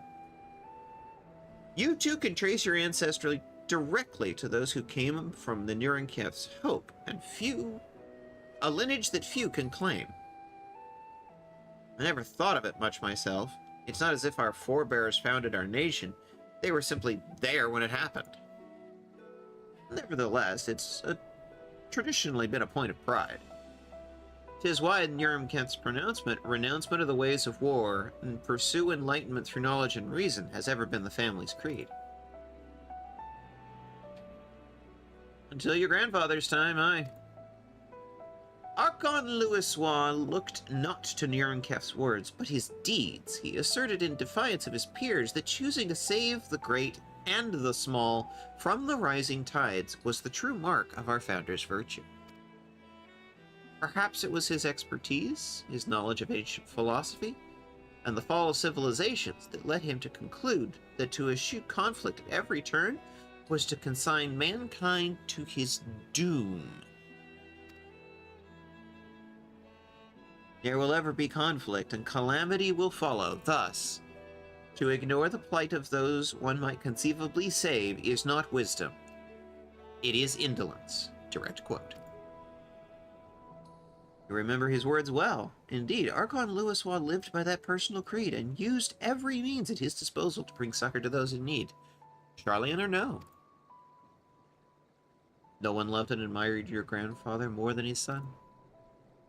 Yet, Fortunal could not reconcile Louiswad's deeds with the philosophy of their forebears and his peers, a philosophy in which he believed so fervently, yet made a pariah of his father. Fortunal agonized over this contradiction for much of his life. God's father. A son may always carry his father's blood, but his choices are his own to bear. Is it not always thus?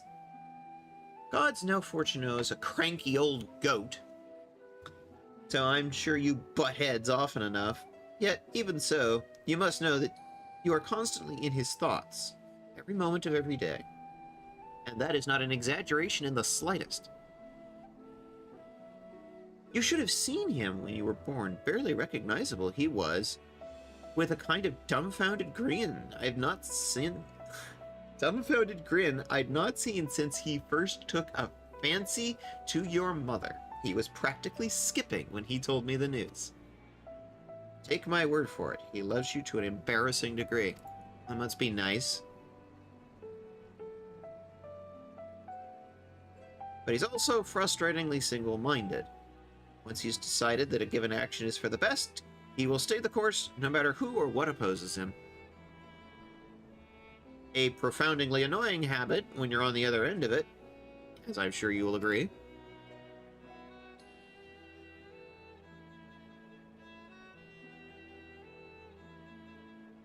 I'll say, thank you for the insight. When we next meet our parents, I shall mention that we spoke. Try not to get me into too much trouble now. I need the forum on my side. Speaking of which, not be getting back to work. I have to make sure those specimens you brought make it to their proper places, or the cranky old goat will have my hide. We can speak again later. I feel like I could have been easily replaced with a lamp for this scene. Warrior of Light, the lamp. My existence is absolutely, like, irrelevant to this scene. Hail, you three! Oh, hey, Graha. Surely Coco hasn't driven you out of the forge already. For better or for worse, no. However, he sent me on a task that requires more than a single pair of hands, and here you are. I could use at least one of you, but I won't object to more. Unfortunately, Alice and I have prior commitments, and we've delayed too long as it is. What about you? Can you spare the time? I'm going to get sent to more manual labor. Perfect, this shouldn't take long.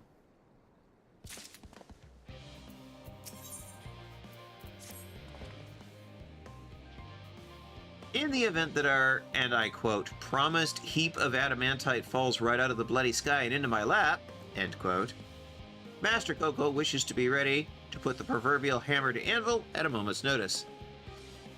To fabricate these parts, however, he needs the flames in Coco's forge to burn hotter. He sent me to increase the amount of aether being funneled to his furnaces. The flow of the fire-aspected aether in Labyrinthos is regulated by an elemental reactor south of here, to which I have borrowed the key. The adjustment will require 2 people to carry out safely, but I can explain the process when we arrive. This is where we part, then. We'll see you in the Charlie and Hamlet once the adamantite arrives, if not before. This way, then. Vague chest padding. No speak, great leg.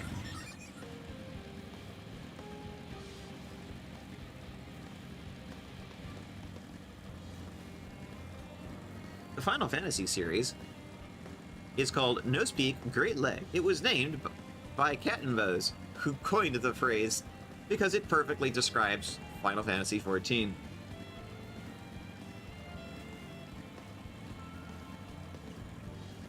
No Speak Great Legg.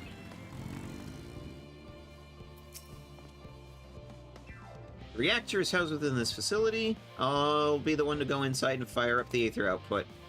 When I do, a rather large amount of water-aspected Aether will issue from the vent at the top. I expect this to attract at least a few elementals, which we would both rather not be drawn into the reactor itself, trust me. Can I ask that you put down any that draw near? They'll pose you little trouble, I'm sure. Oh, great, you want me to fight something. Okay. That I can do. Wait here if you would.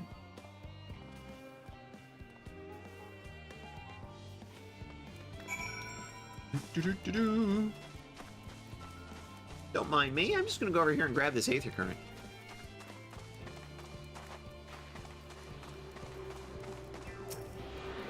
I mean, it's right here.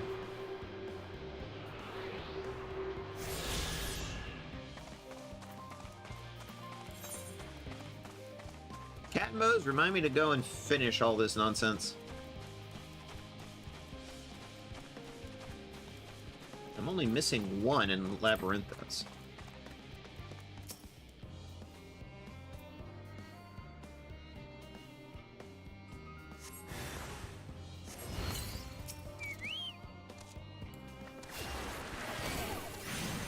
I'm gonna punch something.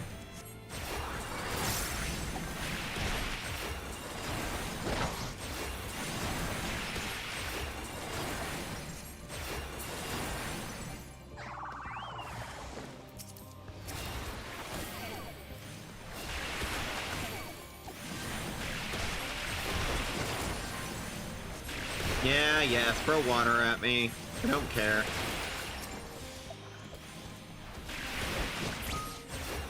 Bye.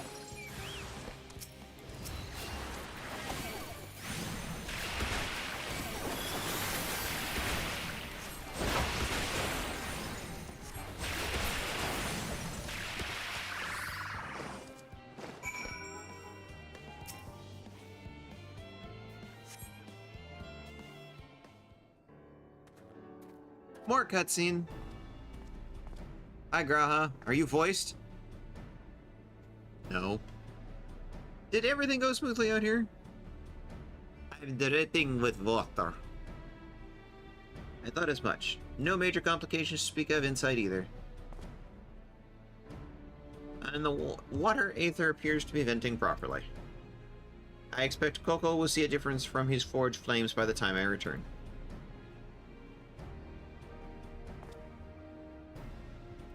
Since I have you, it's another matter I thought I'd discuss with you. Oh, great. More manual labor. Nothing terribly important, merely something I've been considering.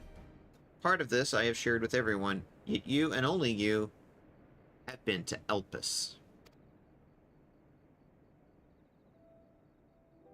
As we have established, refined adamantite is a product of Allag. The Emperor's twilight years, in fact.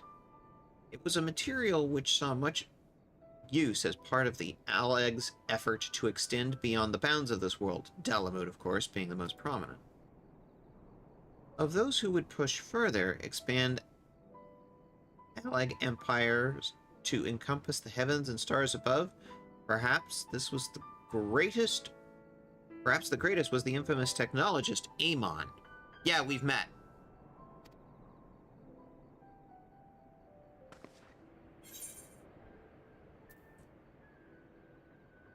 Did he remember his life as Hermes?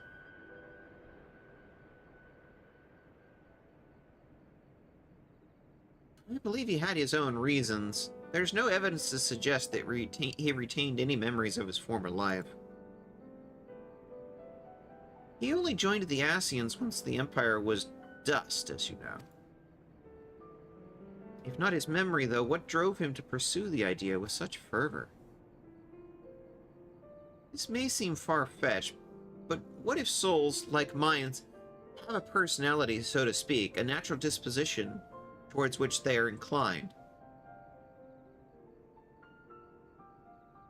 We know with relative certainty that it was the gross decadence and inexorable decline of Alleg that moved Aemon to resurrect Emperor Zande.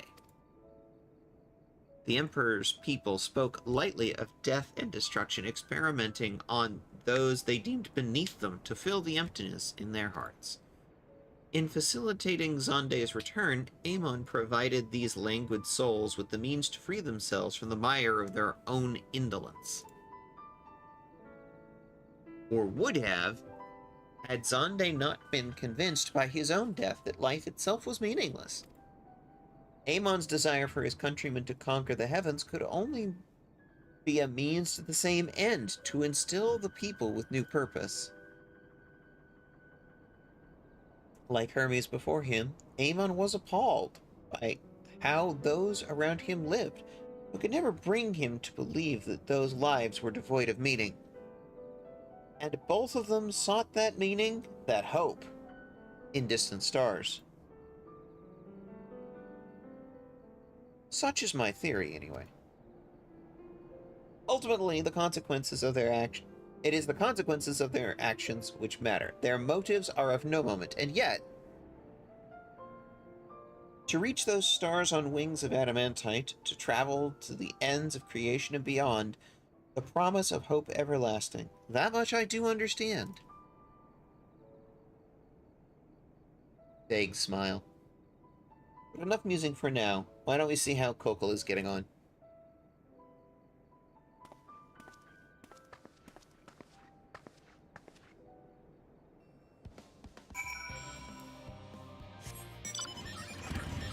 Alright. Have we finished our loop? Very nearly. It looks like that's our last destination on the loop. Then all that's left is Thumazine. I hope they've got a good magazine, because I'm going to be bored silly.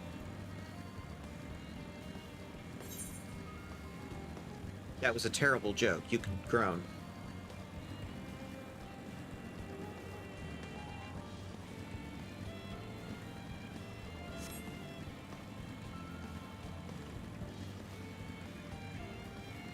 And there it is, the last remaining Aether Current, right on the route.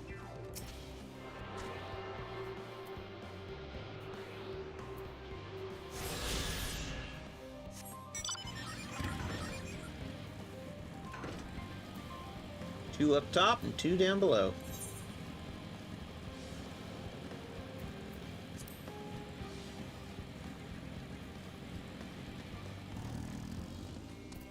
Hi. I can feel those flames ablazing from here. Glad you found someone capable, Graha. There's not much left for you lot to do, unless you can conjure up the refined adamantite any faster. I don't know why I imagine him with a southern accent.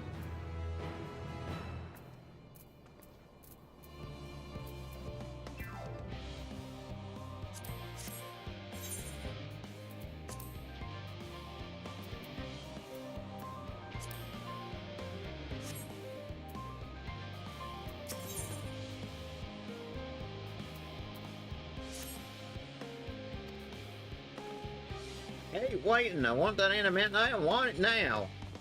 We, share your impatience, I assure you. Is there nothing we can assist you with in the meantime? I wish. This sitting around's unbearable. Pity the forum frowns on recreational explosions. Well, as long as they can't prove it was premeditated, get you gone. I've got mistakes to make. In that case, I suppose we should go and return the key to the reactor. I'll have one more look and make sure that nothing has gone wrong, unintentionally or otherwise. I'm certain there are better uses for your time, however. I'll join you at the Charlian Hamlet anon. Bye!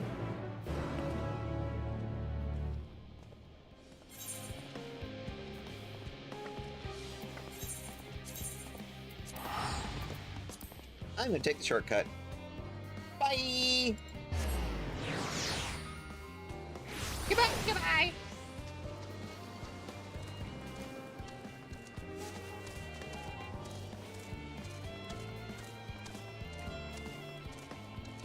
I'm going to go stand on this random spot.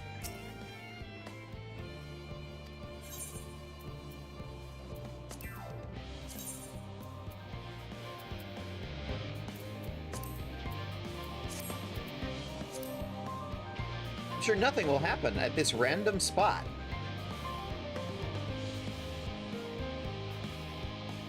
In the middle of the night.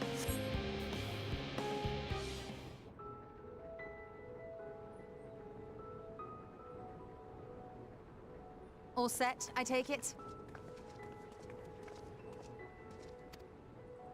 We finished what we could. Delivered supplies, tracked down escaped animals. Trivial tasks as they may be.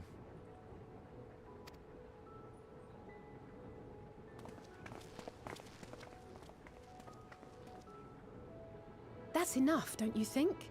If there was anything more important still undone, that would be a problem in itself. The vessel is essentially ready for departure. All that remains is to load the final batch of supplies and see everyone on board. Once we've readied the ether burner, that is. Ah, had a feeling we might find you all here.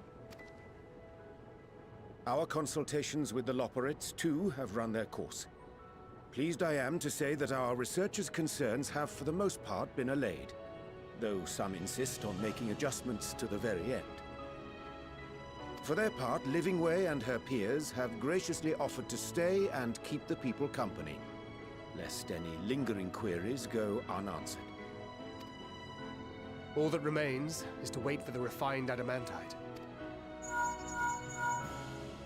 Alphino, are you there? It's me, Cryo. Your special delivery has arrived. Round up everyone and come to the harbor at once. Speak of the devil. Let us go at once.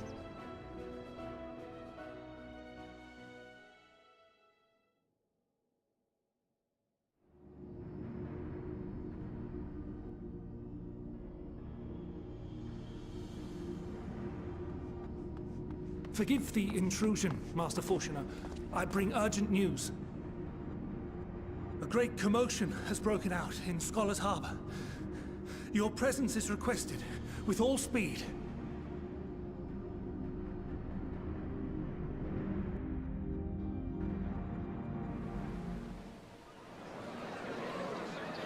Now, where might this delivery be?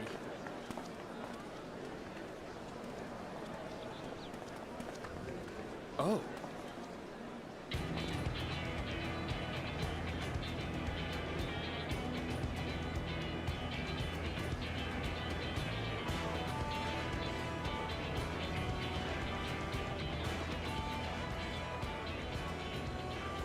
I'm sure it's very important, but we cannot accept these without the proper permits.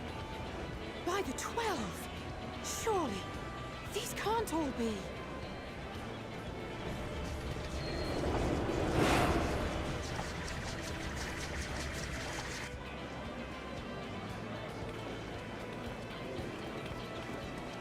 Bleeding hellfire! They're bringing them by sea and by air. All these folks in these crates.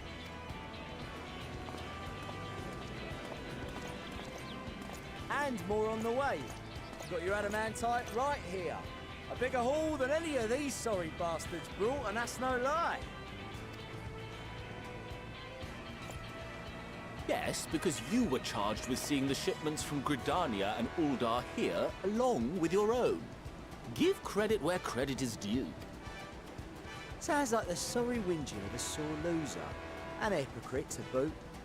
Ain't no way a scrawny whelp like you took a dozen steps inside a Dalaman shard. I'll have you know I went all the way to the entrance. Furthermore, 'twas my contacts that enabled us to enlist the cooperation of the Sky Pirates. Left you outside so you wouldn't get anyone killed, did they? Well then, credit where credit's due, you did a right fine job sitting on your ass. Take that back. Make me. I will not stoop to your level.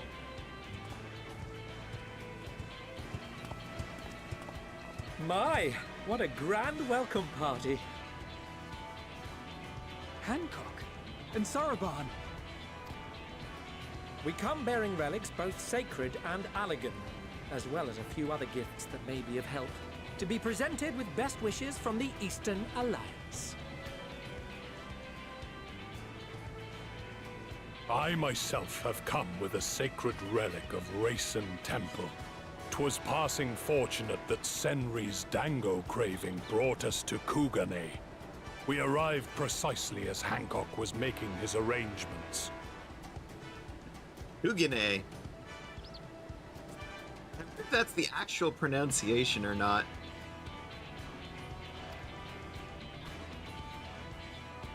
Upon learning of your need, we made haste back to Hell's Lid, with our dango, never fear, and consulted with the other auspices. All consented to the lending of Tenzin's legendary Phoenix Blade for this noble cause. Suzaku and Seiryu were nevertheless worried that it might be lost in transit, however, and insisted upon accompanying me to Onokoro, where I had intended to entrust it to our Confederate allies. I thought instead to give it over to Hancock when we chanced to cross paths yet again. But alas, Seiryu remained ill at ease, and ordered me see the blade into your hands personally, or die trying. We did, of course, need quite the impressive vessel to get it all here in time. So we're talking about a character that has done not only the 8-man raid series from A Realm Reborn, and Heavensward, and Stormblood, and Shadowbringers. Like, all of them. The 8-man raids, 24-man raids, all of them. So, like, except for Shadowbringers, which, of course, isn't referenced, all of that stuff is actually going to get referenced. You have the Sky Pirates from the 24-man and the Heavensward. You've got that ship right there, which is from the 24-man in Stormblood. The Rayson Temple and the Auspices is the 8-man raid series from Stormblood. All of these things are things that the character has done. And they're based on quests that you have completed, which this character has done.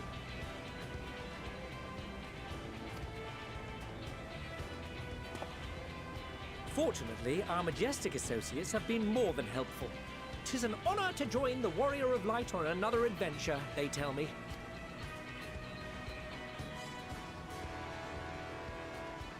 That is all wonderful to hear, but what of the extraordinary cost? I shudder to think of the ransom we must pay for such a bounty. Fret not for your coin purse, young Alphino. Lord Lolorito looks ever towards the profits of the future, and thus the East Aldenard Trading Company went to some lengths to reduce the financial liability. And since the Scions funded the entire venture, not a gil need be rendered up in compensation. Everything is already yours. We funded the venture? Wait a minute. We're not exactly a rich organization, so how did we... Don't let the name fool you. This coin keeper knows a thing or two about spending.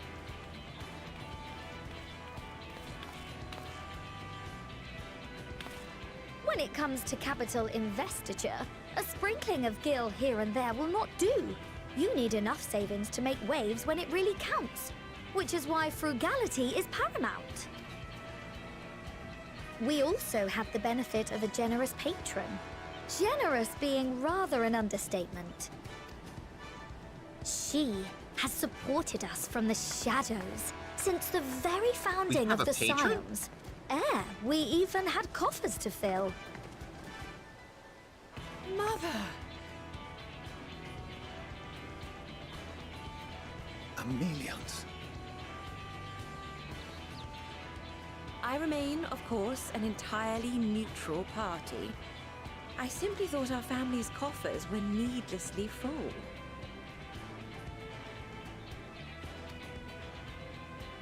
We can hardly take them with us on your teeny-tiny toy boat, now can we? And 'twould be a shame to leave all that hard-earned wealth unspent. What? Millionaires that actually spend it? Who are you? Who are you?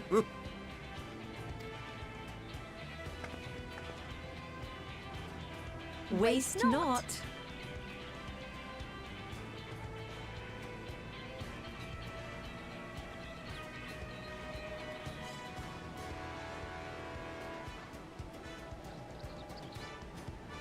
However did you manage so much in so short a time, then? We expected word to reach only a fraction of our allies. Did I not tell you I have my ways? Erenville, you were involved too. I received a letter from Cryel after we parted ways in Labyrinthos. She explained what the Scions were trying to accomplish, and why you might soon require the services of the Gleaners, spread across the world as we are. I pray you do not interpret this as a betrayal of Charlier. I accept that the Forum's aim in pushing us to our limits was to preserve what knowledge we have, and I bear you no ill will for it. Yet, in collecting that knowledge, what I came to appreciate most about our star is that there remains so much we do not know.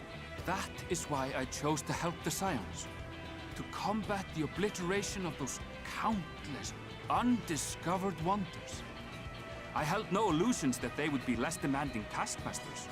Though, rest assured, if I had, I would have been sorely disappointed.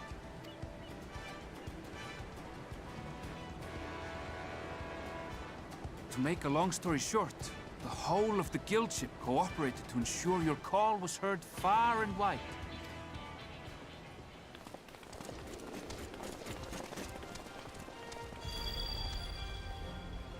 Oh What's yes, the this Ape about a Man ship from that can fly Stormblood. to the moon? And why didn't you mention it sooner? The one time you don't beg my aid, your problem's a bloody ship that can fly to the moon. Also the 24 Man from A Realm Reborn. Sid, you brought the team. Of course. Garland Ironworks' finest. You need only point us towards my new favorite ship. I would actually feel better if you had a look at it. Oh, I nearly forgot. We stopped by Whirlit before coming here and picked up a package from Gaius. Ah, the 8 Man. Not the 24 Man. From Stormblood. Yeah. The 8 Man. The Omega series.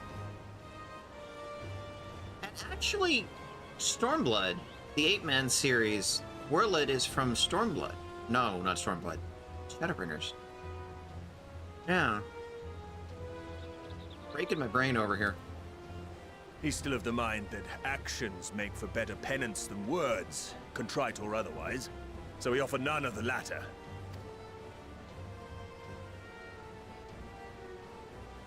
What he sent is an Allegan relic Valens used in his weapons experiments. Has a fair bit of refined adamantite in it, too.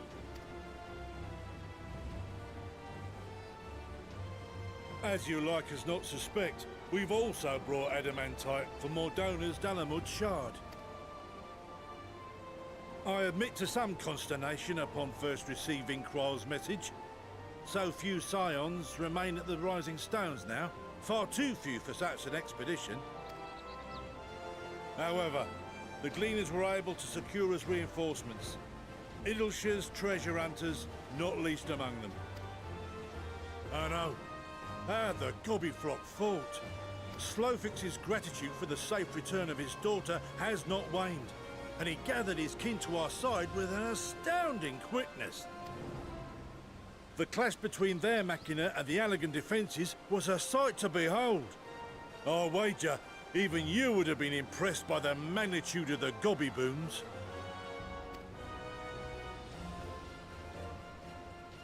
Fascinating as all this is, I fail to see how it explains your presence here. Does Razat Han not have more pressing concerns?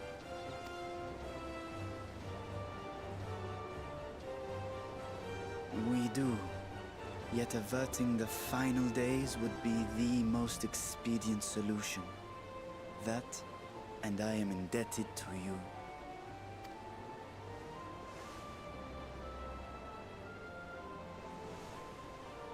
Though they chose to take their leave of Thavnair, those you saved in Galimund remain my people. My gratitude is beyond words. 'Tis appropriate that I aid you in kind. If in the doing we bring salvation to others of this star, so much the better. You will recall that I spoke of my father, Midgard Summer, and his journey across the great expanse. As he traveled betwixt the stars, his resplendent scales drank of the ether in those nigh empty surrounds, and imparted to him the strength to persevere. I thought we said there's basically no aether up there, mostly just dynamis. This was something we established. Thinking they might further your cause, I called out to my kin for consent. Ashdaya's answer was silence, as ever. Kind of concerning. I'm concerned something's up with Ashdaya. Tiamat and Hrothgal, however, responded favorably to the suggestion. My sire, too, stirred from his slumber long enough to speak and say, "Very well." Thus have I brought you his own worm scales. Fit them to your purpose, and seek a worthier fate for us all. That's no small gift. You'd be hard-pressed to find someone else so familiar with the unique properties of dragon scales. So I invited myself along.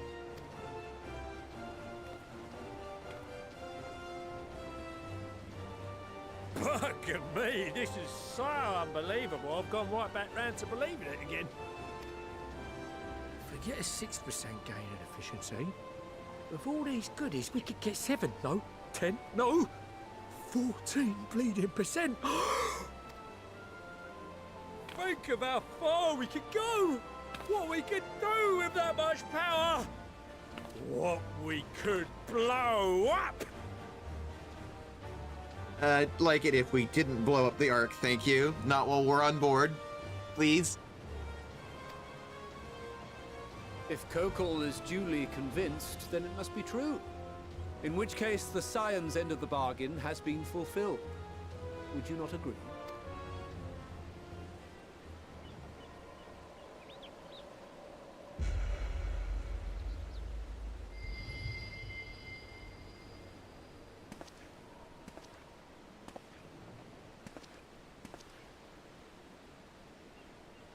Yes, Father?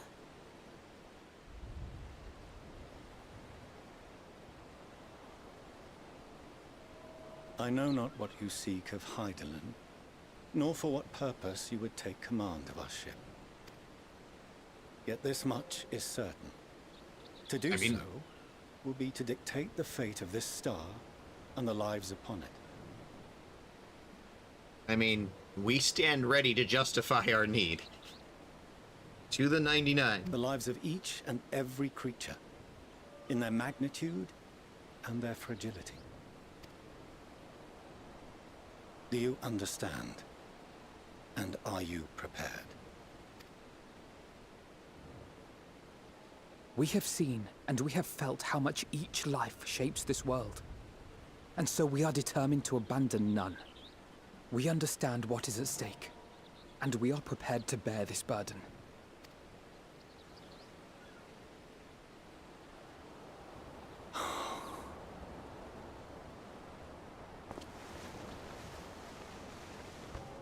Then I will bear it with you. I beg you, share your struggles with me. As family. You're the one that threw your own kids out.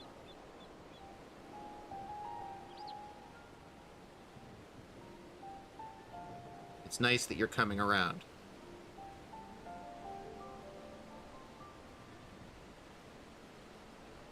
You grasped my fingers with such tiny hands the day you were born. I thought my heart might burst. 'Twas love and happiness beyond expression. Overwhelming. And a conviction so powerful that I trembled with something close to rage. I had heard the final days foretold. I swore to myself then and there that I would not let them steal your futures.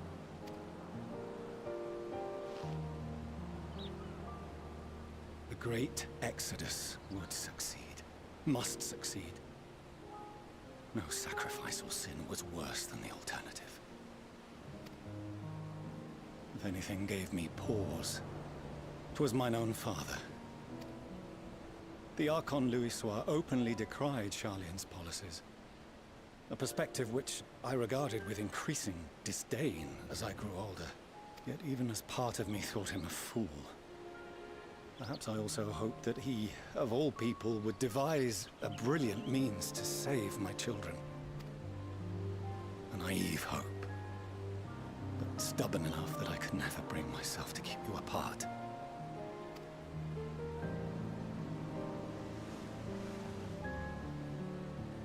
No, that was his doing, when he perished at Cartano. As we pulled that twisted slab of Dalamud from the sea, I remembered the warmth of your newborn touch. Chastened, I vowed never again to suffer any interference in my mission to protect you. No matter that you yourselves wished otherwise. Detest me, fight me tooth and nail, I would suffer it, and more, and be satisfied so long as I could force you onto the ship.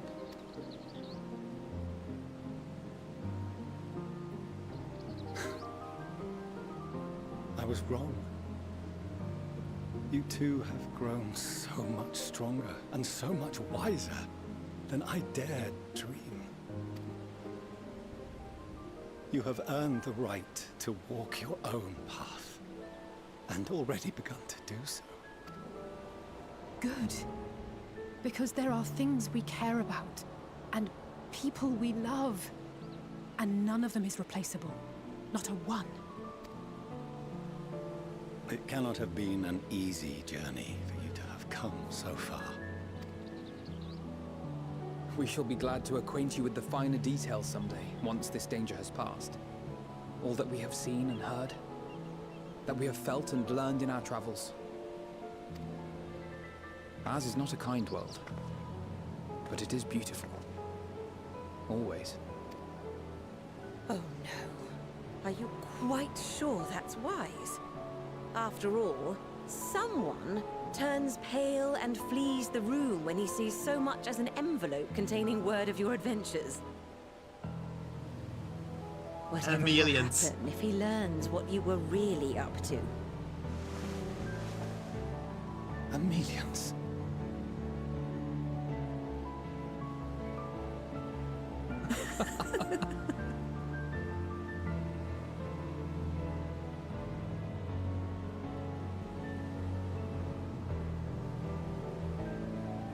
Though I have wronged my children most gravely, I owe you an apology as well.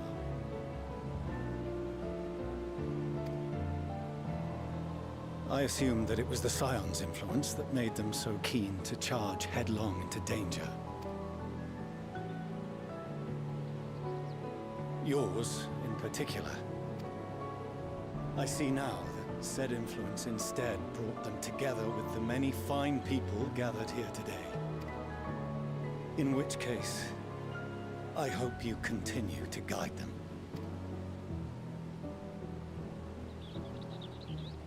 If we've finished loitering about the harbor, might I suggest we put our plans into motion? People are beginning to look confused. Perhaps you can spare a few words ere they resume the tedious lugging of cargo. You've no small number of friends and admirers here, after all.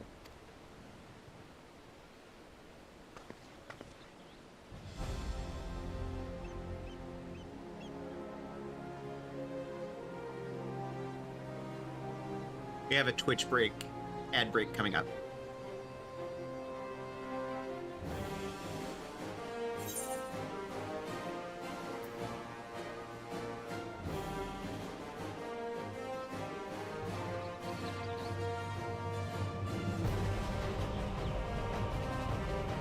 Lend us your strength.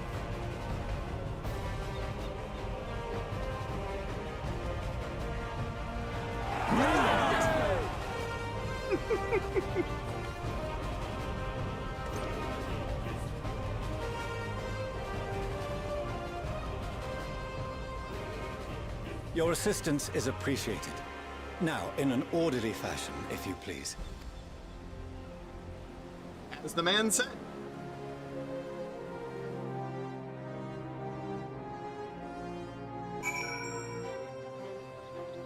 Okay.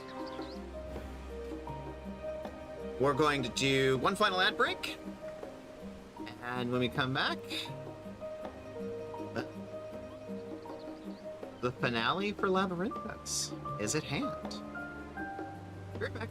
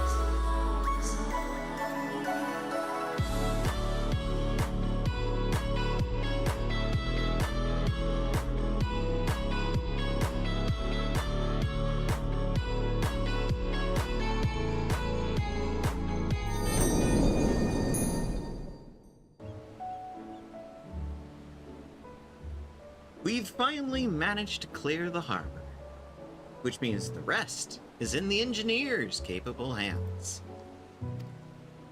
Meanwhile, Father has issued to us an invitation. As was agreed, he will reveal the means by which Hrothgal may be contacted. We are to meet him at Emporia when we're ready. Given the vital knowledge she holds, I suggest we leave without delay. It transpires, however, that the forum's method for speaking with her is not without risks. I'm curious to hear what those might entail, but regardless, be warned. It might involve a dungeon. Most of those who arrived at the Adamantite have offered to stay and see any remaining tasks that need doing. The Forum has already asked for my assistance in overseeing the process, so you need to worry about a thing. Thank you, Totaro. We're off to Emporia, then. Maybe we can meet Vaporeon. Yes, you can crown. That was a bad joke.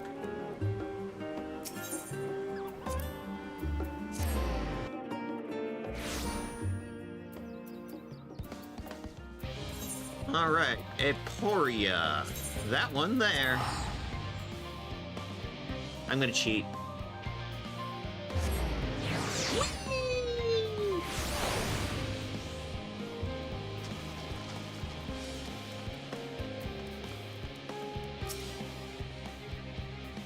I have already shown the others inside.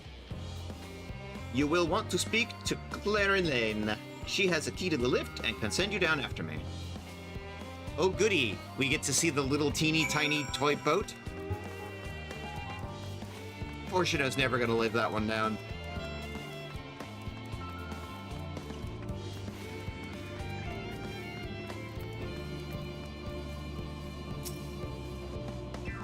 You're with Master Fortuno, yes? Step inside the lift. Let's go. Unlike Mass Effect, we don't have to sit here and ride the elevator. Hi. From here, we proceed into the heart of Labyrinthos, its most closely guarded secret, Thalmazane. It marks the beginning and the end of our efforts. Whence we deliver to seek audience with the star, whence we embark upon the journey to the heavens. This way, if you please. So you keep all the cool stuff in the center. Got it.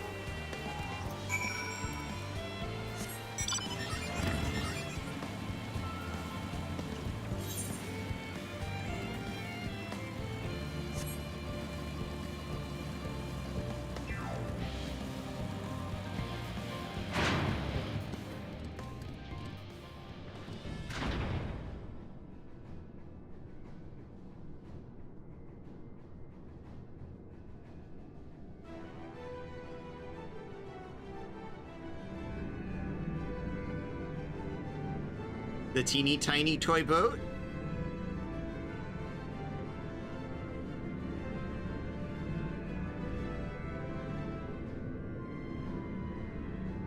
I'm gonna name it Enterprise.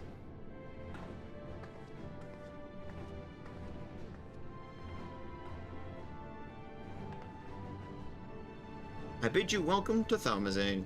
Direct your attention to its center, and behold the Ark, over which we have long labored.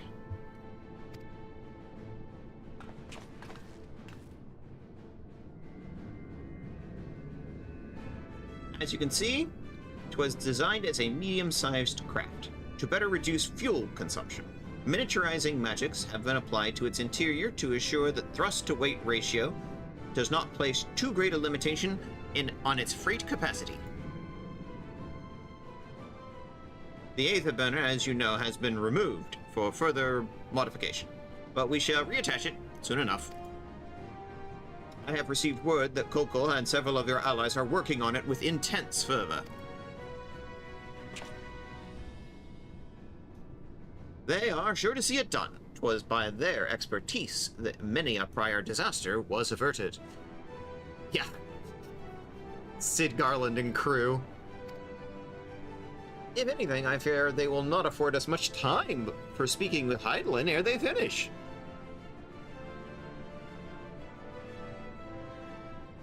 Point taken. Let us move on. I must warn you, however, that even with the benefit of our device, to treat with her is not a simple feat.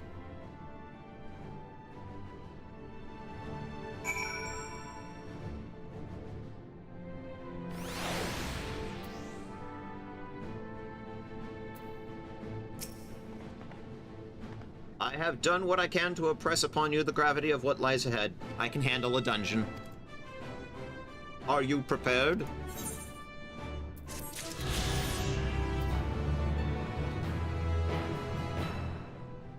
I'm gonna look at the engine.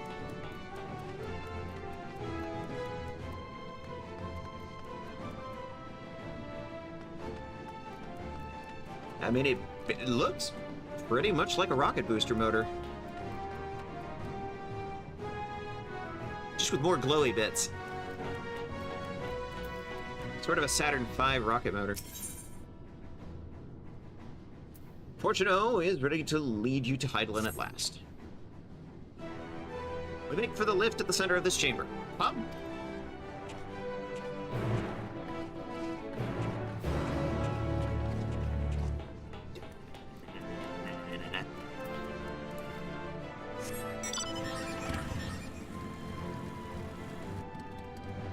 Yes, there's a force field and it's resting on it, but it's over a giant pit of some kind? Why would you build a pit under your precious toy boat? Yeah, looks like the back end is still in pieces. They got it all torn apart.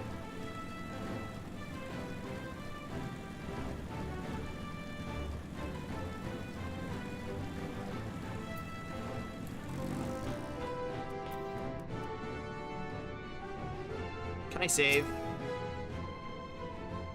Tiny, tiny toy boat.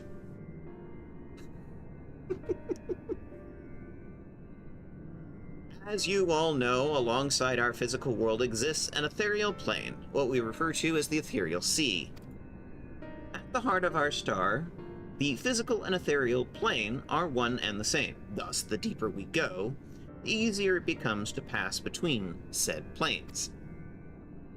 We utilized this principle in the construction of the anti-tower, and once more, here in Thalmazine. Ah, pretty! No sooner did the Forum decide that an exodus from the star would be necessary than we began work on this facility. Our work here culminated in a device that allows us to peer deeper into the ethereal sea than ever before in search of Hydlin's ever fainter echoes. The Atioscope. And you communicate with her through this device? For a time, yes, but since the 7th Umbral Calamity, it has been rare to hear even a whisper. She's injured. She can barely summon the strength to talk to us, let alone you. If you wish to reach her, you must journey closer to the center of the star than we have ever dared, beyond the Atioscope. Even so, I make no guarantee that you will find her, nor for your safety, not so deep in the ethereal sea. Oh, we can handle a dungeon. We understand, but if we are to deliver this world, we have no choice but to try.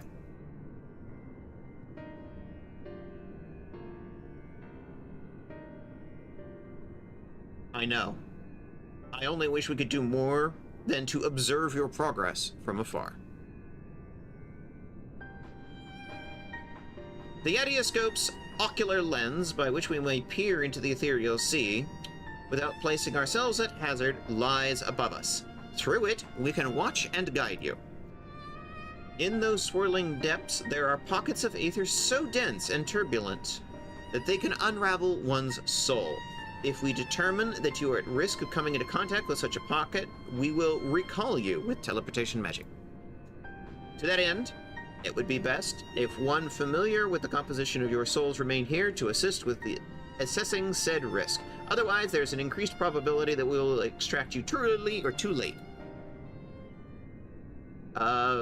Somebody needs to stay here. Please allow me. I have thought upon this much, and in truth, I do not believe I am fit to join you in the trials ahead. The events at the Tower of Babel drained me, yes, but even before that, your capabilities have far outstripped my own. There is no time to have a weak link in our vanguard, no matter how much she may wish to be here otherwise. If I may assist in the manner that Master Fortuna has laid out, however, I may still be of use. Will you trust me to do so? Absolutely, kiddo. I can think of none I'd trust more. Compared to all the effort you put into keeping us alive while our souls were in the first, preventing us from dissolving into aether on a single expedition ought to pose no challenge at all. Shadowbringers reference. And even if we did, I expect you would hunt us down and restore us to health somehow. He's the Azure Dragoon. You flatter me, but rest assured that I will be keeping a close eye on all of you. Sounds good to me. There is one more thing. Those in ages past referred to the Ethereal Sea as the Underworld, our final resting place. In its embrace is memory washed away, leaving only the purity of one's soul, or so we believe. Yet what of those memories? Few to think what becomes of them, cast adrift in ethereal tides. Some theorize they linger for some time, those associated with strong sentiment in particular. In those depths, memories of the departed may even coalesce around you, for hatred or for love. Thus do I caution you to be wary, but also to have faith. Remember those who gladly extended a hand to you, and they may lift you up once more.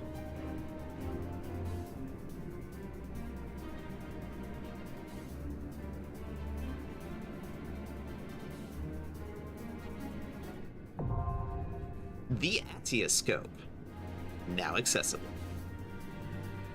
Okay. And yes, I see you there with your question, Cat and Bose. Here's the thing. We are 20 minutes from when I usually raid out. And unbeknownst to everybody, during the last ad break, I set the raid to not allow any raids. So, here's my plan, my master plan. First of all, I'm going over to just chatting. Okay. I don't have enough time. Anyway. I don't have enough time to go through and do the dungeon today. And here's the thing. It's not just a dungeon. It's also a trial afterwards. What I'm hoping to do is get some friends together, and next time we run, the next time we play 14, assuming Cat hasn't managed to fix the internet issues and the 14 issues, the next time we do MSQ, I'm hoping to have friends to run it with us, because we have not just a dungeon, but a trial. No spoilers for those who don't know. Now, in the meantime, let's see who's around.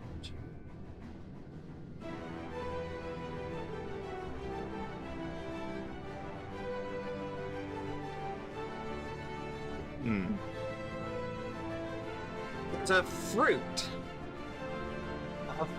and a nut who started streaming not all that long ago.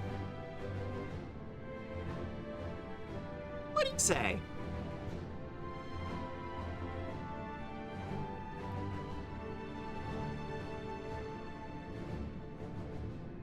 So we're gonna raid out now, and we will come back to this sometime when we have more time, because we have a dungeon and a trial and a huge number of cutscenes coming up.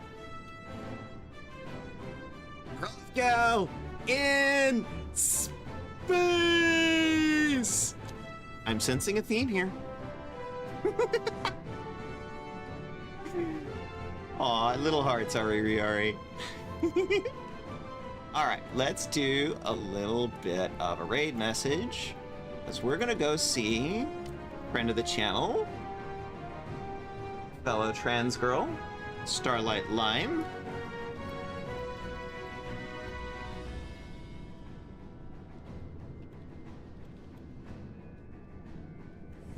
I'm escaping to the one place that hasn't been corrupted by capitalism. Raid message! Yes, thank you, Tim Curry. Thank you.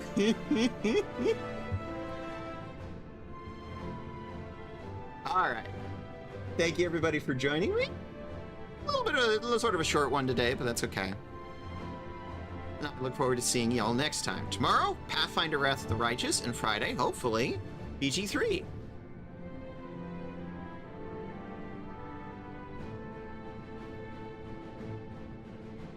One moment as I'm setting this up.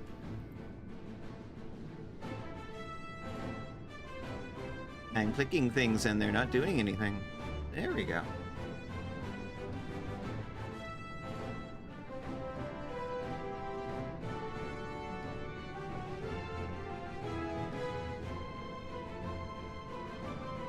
All right, everybody. Take care of yourself, take care of each other, take care of the planet, and I hope to see you tomorrow.